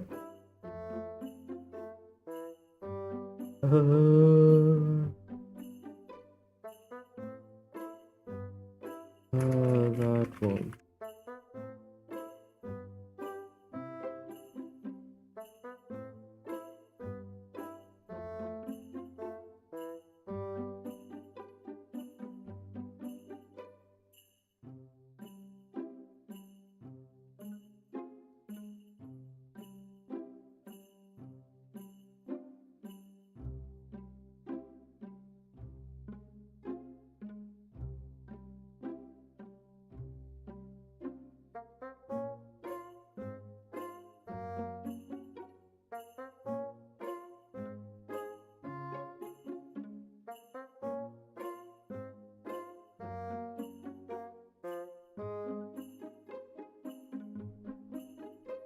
Thing is, I literally just need to beat Pantheon 5 and I'll be done with what I want out of Hollow Knight.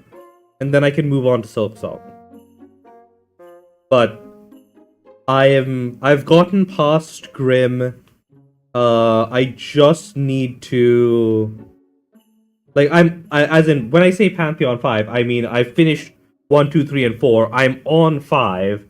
I've gotten past Grim several times. I just need I think I failed on Umu. Because I hate fucking Pantheon 5 Umu. But yeah.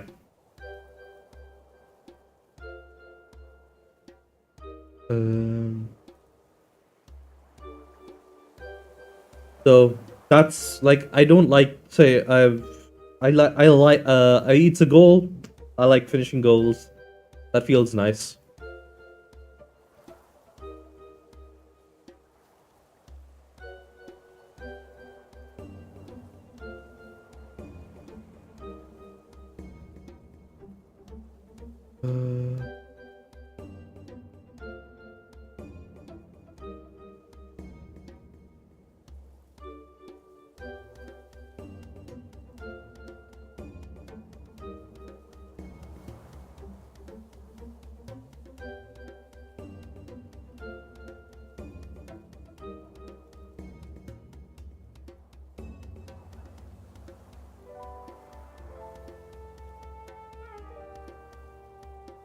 Yep.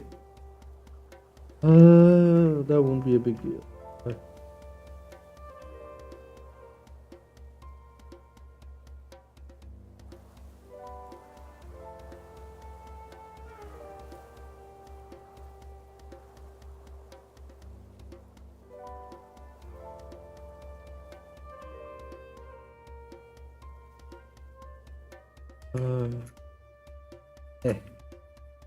We can handle. Brick declared. These, you say these peasants. These peasants. Can do jack shit. Yeah, no, I don't smoke. I personally don't see the issue with most recreational drugs, but I find smoked drugs of any kind to be an exception to that rule, because it is really hard to do like anything smoking related without like having secondhand effects on other people. So like, for me, I just don't like it. Like my throat gets irritated and it smells bad and I cough. Is there any other reason that you need to dislike smoking? Like, I don't care for drugs in general. Like intoxicants are boring. Like drinking is boring. Like, say, intoxicants of any kind really just like I don't get the appeal of it. But at the same time, if other people want to do like edibles or that kind of stuff and fuck themselves over, as long as they are like able, as long as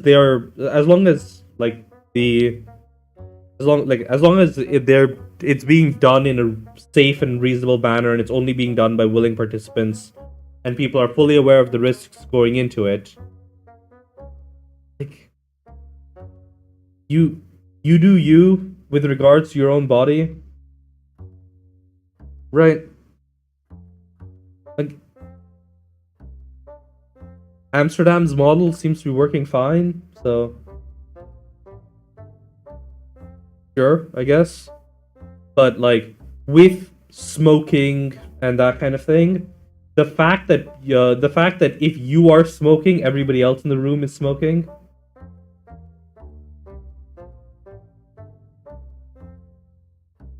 Oh yeah. Like for me, like smoking is particularly problematic because if one person in the room wants to smoke, everybody else in that room is forced to smoke, and it's really irritating.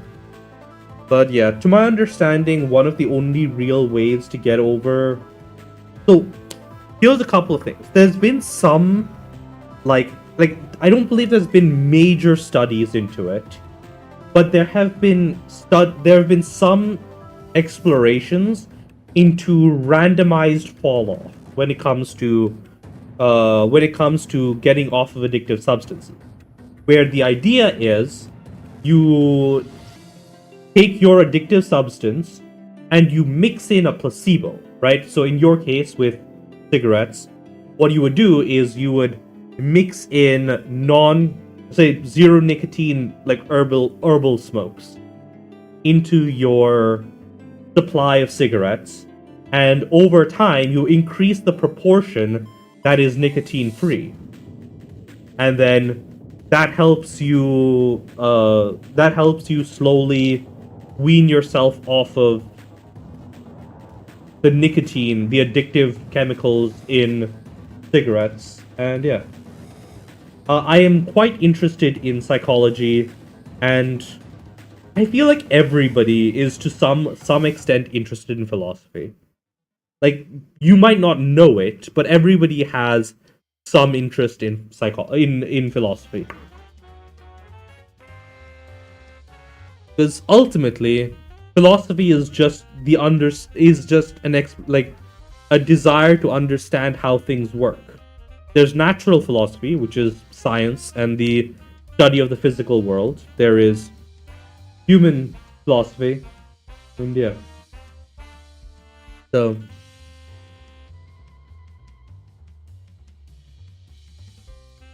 but yeah, from the initial explorations into randomized fall off, it seems to work better than like it seems to work better than a predictable but gradual fall off. Because at least to the but yeah, so perhaps if you're interested in getting off smoking, what you could do is mix in herbal smokes and go from there, and then once you're on herbal smokes, you can start cutting down the amount that you're smoking. on a regular basis. The idea is that you spend about because once you're addicted, health concerns are going to be a secondary factor. Like, sure, people are going to be people are going to want health as people are going to use health as a motivating factor, but addictive materials are have a major psychological constraint when it comes to properly treating addiction, right? You need to recognize that addiction is its own problem, and you need to be able to address it independently of stopping doing something that is dangerous to yourself. So, sure, there are any number of reasons why you want to stop. And the fact that you want to stop means that you have accepted maybe it's the health reasons, maybe it's for some social reason, whatever. Maybe it's for some personal reason. That doesn't matter, right? The health things is about making you want to stop. The fall off patterns, randomized fall off, all of that stuff is about how to stop. Those are two separate problems. From what I can see, you already want to stop, which is great. And that's going to have all sorts of beneficial health effects. The fact that you start feeling better might mean that you continue along this path. So that's great. But the how you do it is the how you do it is the other half of the equation. And I feel like that is the part of the equation that most people don't touch on, right? The way you get off of an addiction is itself a major challenge. And it's the part that I don't hear about enough from other resources. And so it's the part that I like to talk about.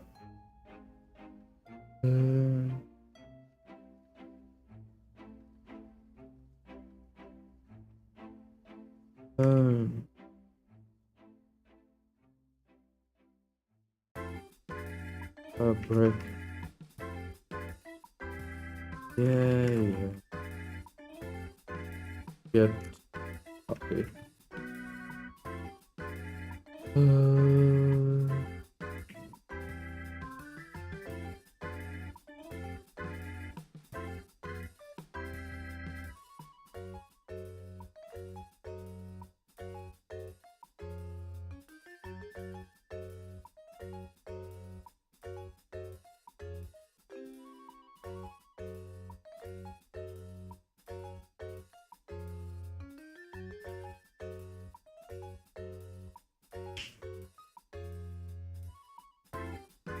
So yeah, the fact that it's not about you, then recognize. So there are multiple things that can influence you to improve in this case. You can say, okay, I don't want to upset my parents. I want to be healthier. Maybe go to the gym, exercise a little bit more. Maybe take up jogging or cooking or something else. Cooking's probably harder because smoking dulls your taste. But honestly, picking up an appreciation for food could be one of the reasons why you stop smoking, because smoking really kills your ability to taste anything. So if there's a food that you enjoy, the fact that it will probably taste way better once you stop smoking could be another thing. And there's any number of things that can make you want to stop smoking.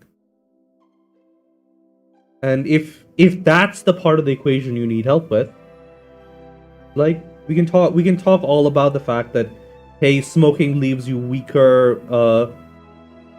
I'm assuming you're a dude, and you might be interested in romantic activities. In which case, I would say that, hey, the fact that, say, smoking significantly impacts stamina and also sensitivity, if you know what I mean, which means that you're probably not enjoying that part of your life as much as you could. if you don't if you stop smoking. So like there's any number of reasons to stop smoking, and like find something that calls to you.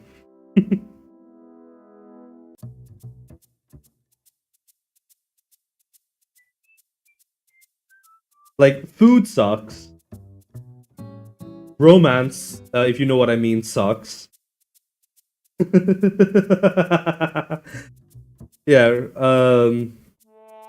you're probably weak.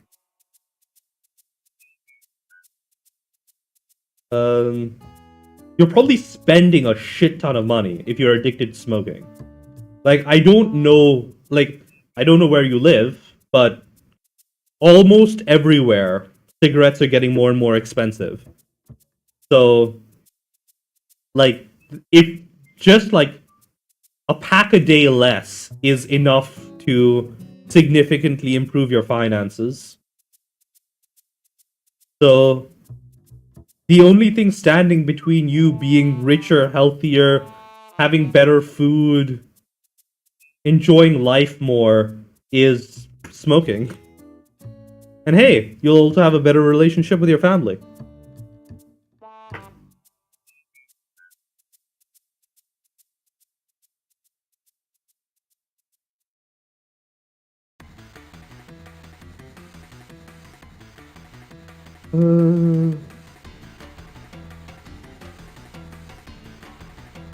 So yeah, those percents can be discussed here.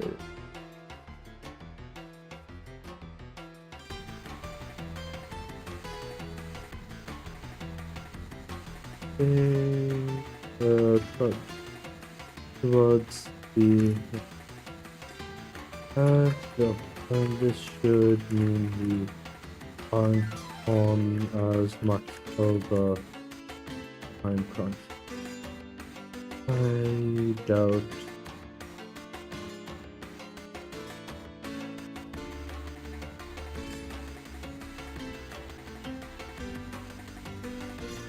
I mean, 2 or 3 a day is still, like, that's still quite a lot.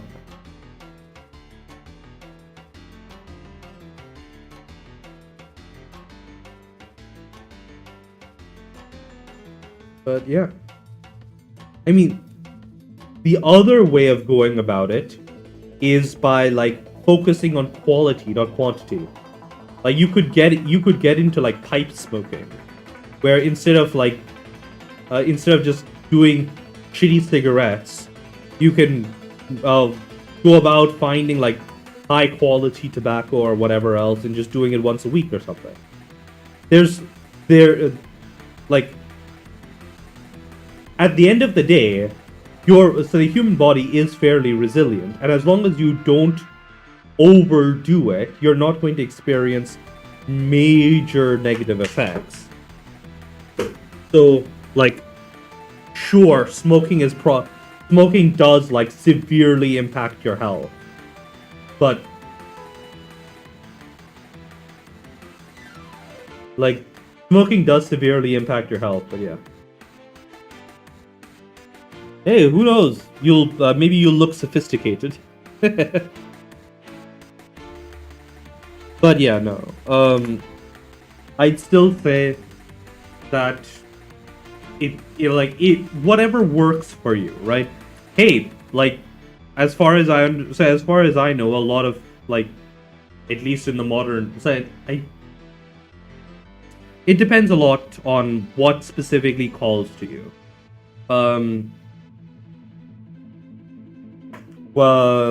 Like what is your particular reason to want to stop smoking? Like, yes, you said that, hey, my parents are sad that I'm smoking, and that's one reason. You already know about the health effects. So that's maybe another reason, maybe not. I've mentioned a couple more things where like the fact that it clogs up your smell and your lungs means that it's harder to enjoy other parts of life.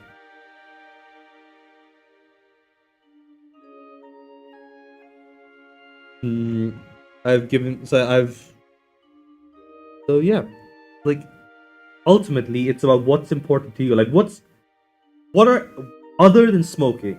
What hobbies do you have? Like what brings you joy in life?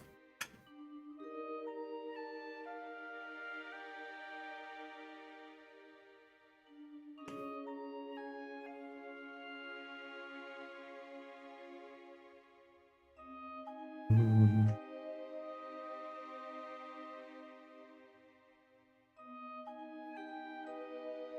mm,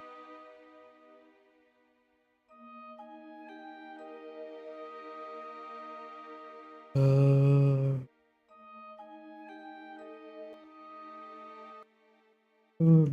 I don't know what they are. We can start time. Um, and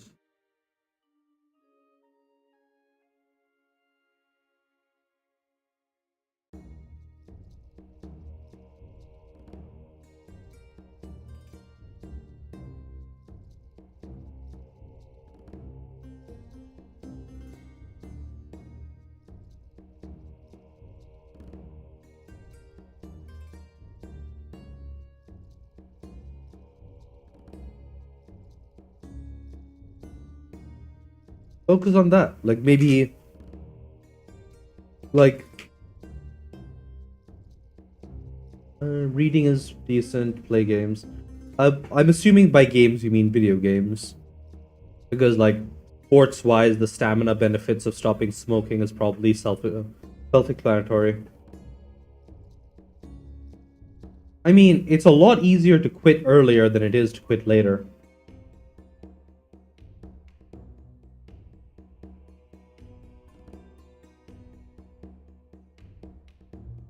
So why not? Uh, as they trudge towards the next uh the next point mark the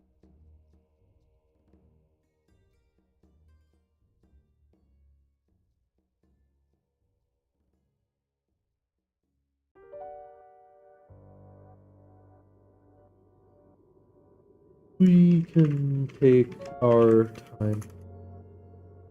Hmm, okay.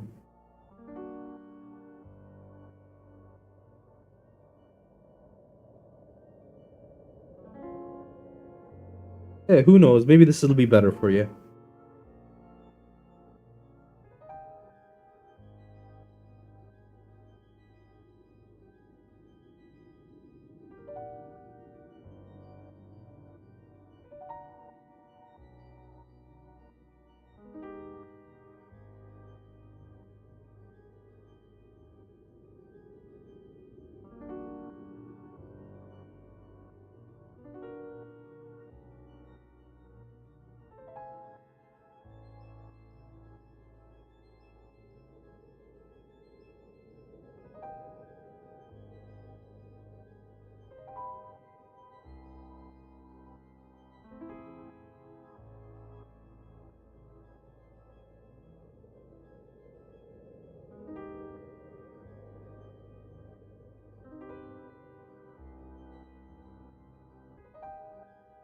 Uh,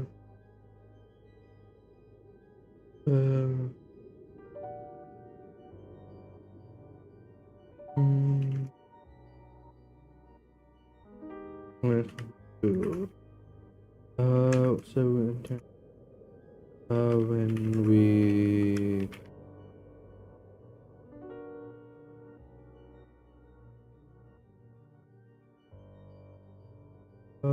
we can soften them from pause mode. If you wish, our ice ups can get in position. Take them out.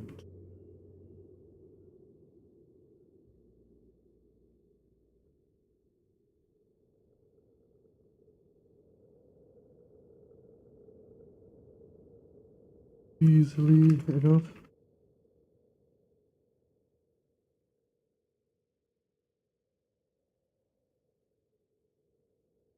But yeah. I have. It's supposed to be like a follow-up to Black Desert, right?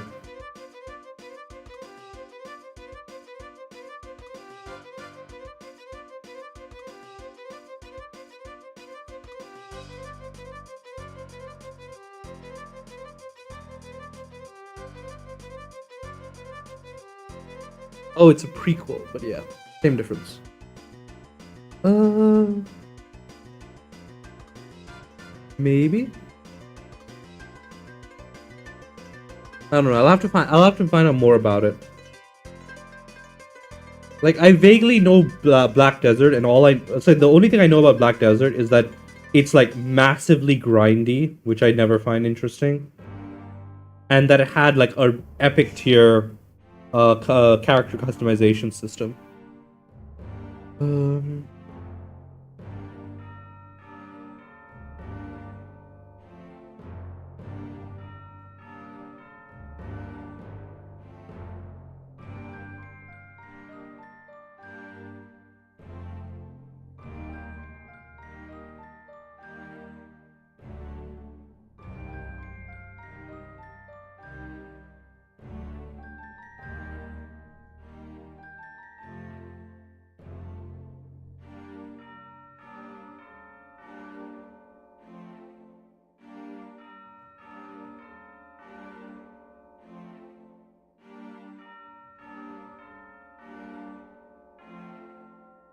Yeah, I'll find. I'll have to look into Black Crimson Desert in more detail, and then maybe I'll try it out.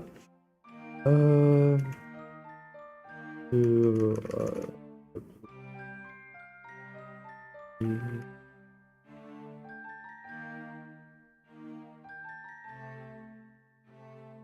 uh, I think it would be better to have or have them go after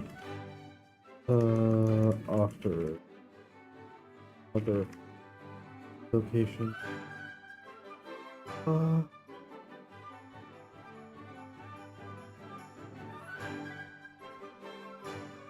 They probably won't stick around forever.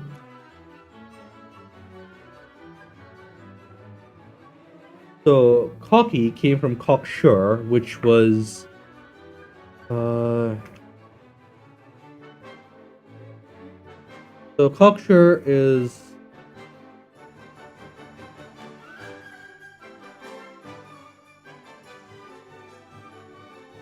and cocksure came from the fact that like if you're really confident, you sort of strut around like a rooster, right? Like a cockerel. And that's where cocky came from. Cocky from cocksure, which is where you walk around strutting about like a rooster.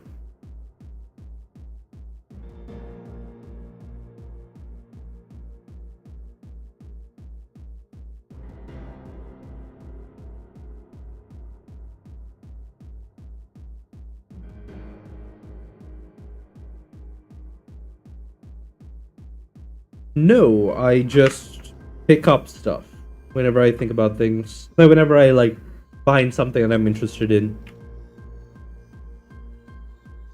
Like if I write a story about basically anything, I will just like start deep diving into related concepts, and then eventually stuff just builds up. Also, it helps that I just like look up stuff as soon as I run into a gap in my knowledge.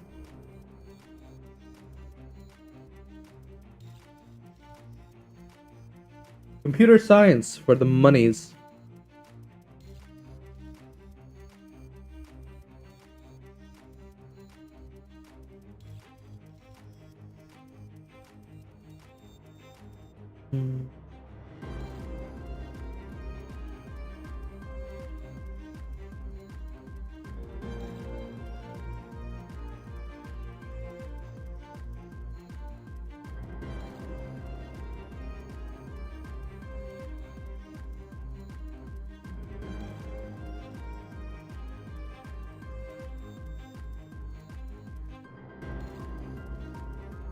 Yeah. Like, hmm.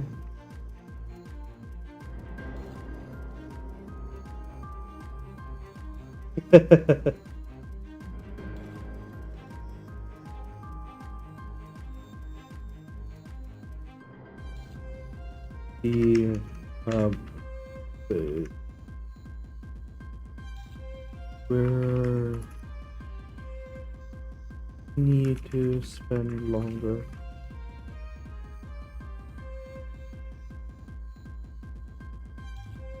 I want to call it good. As soon as we know. Uh,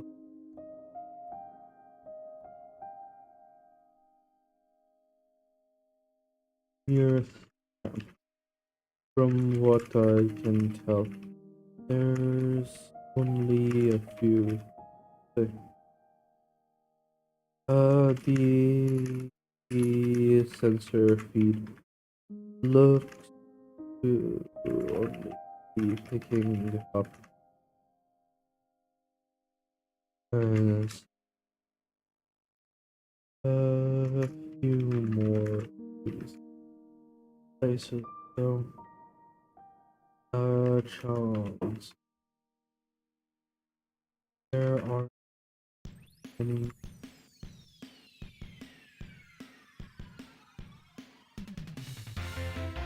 So it could take much time for air support field.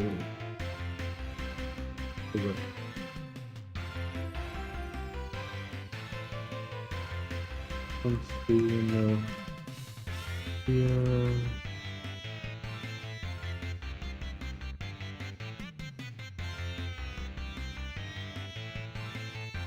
they came to us as a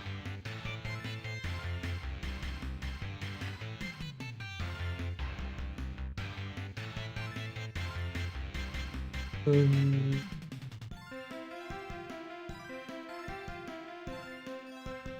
um,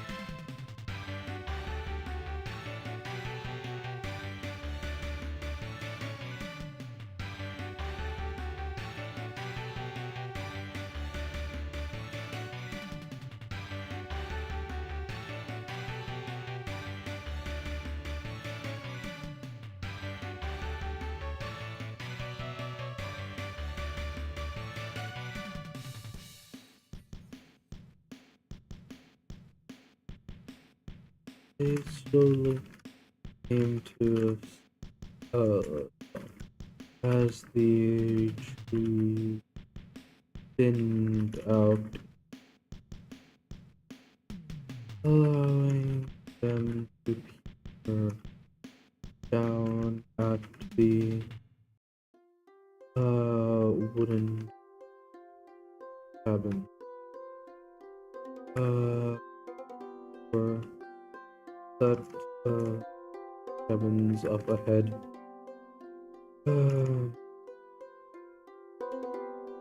A few vehicles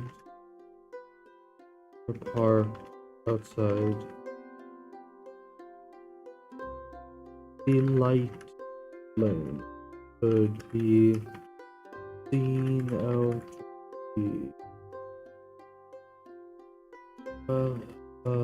there's someone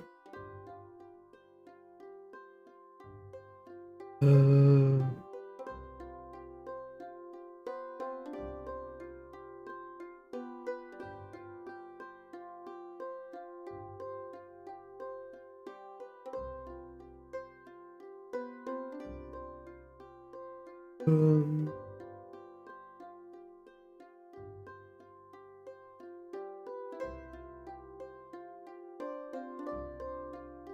mm,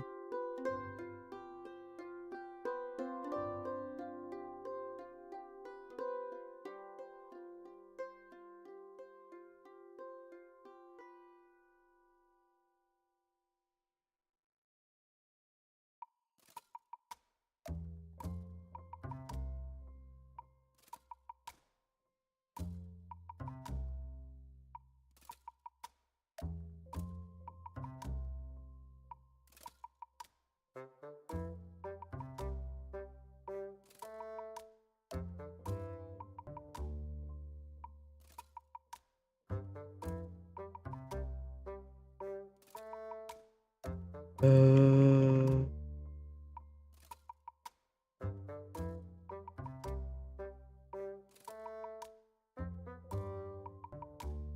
definitely someone in there.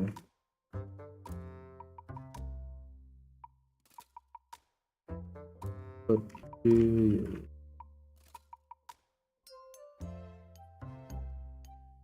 pardon.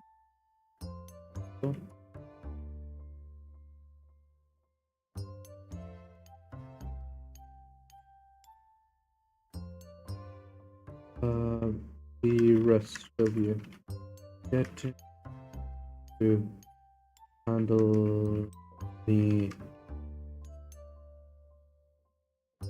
We'll move in as soon as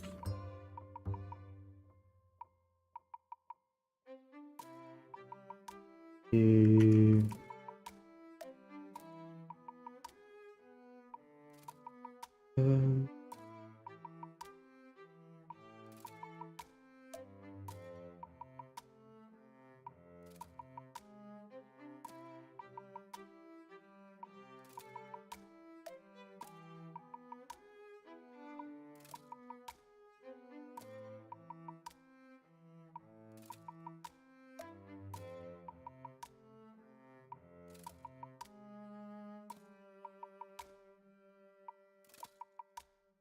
Um, uh,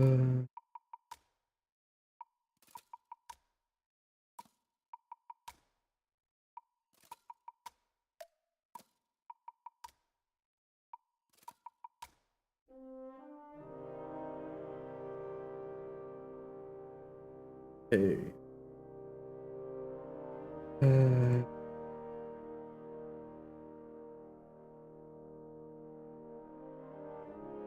I think we're gonna have to, I think I'm gonna have to wrap up here because I do have a thing that I need to handle in. I do have to quickly run for the gym before I get some rest. Last couple of days have been quite long, and I've been on the wrong category for like 2 hours. But yeah, let's wrap up. Cheers, everyone. I hope to see you again, Ishan. Bye.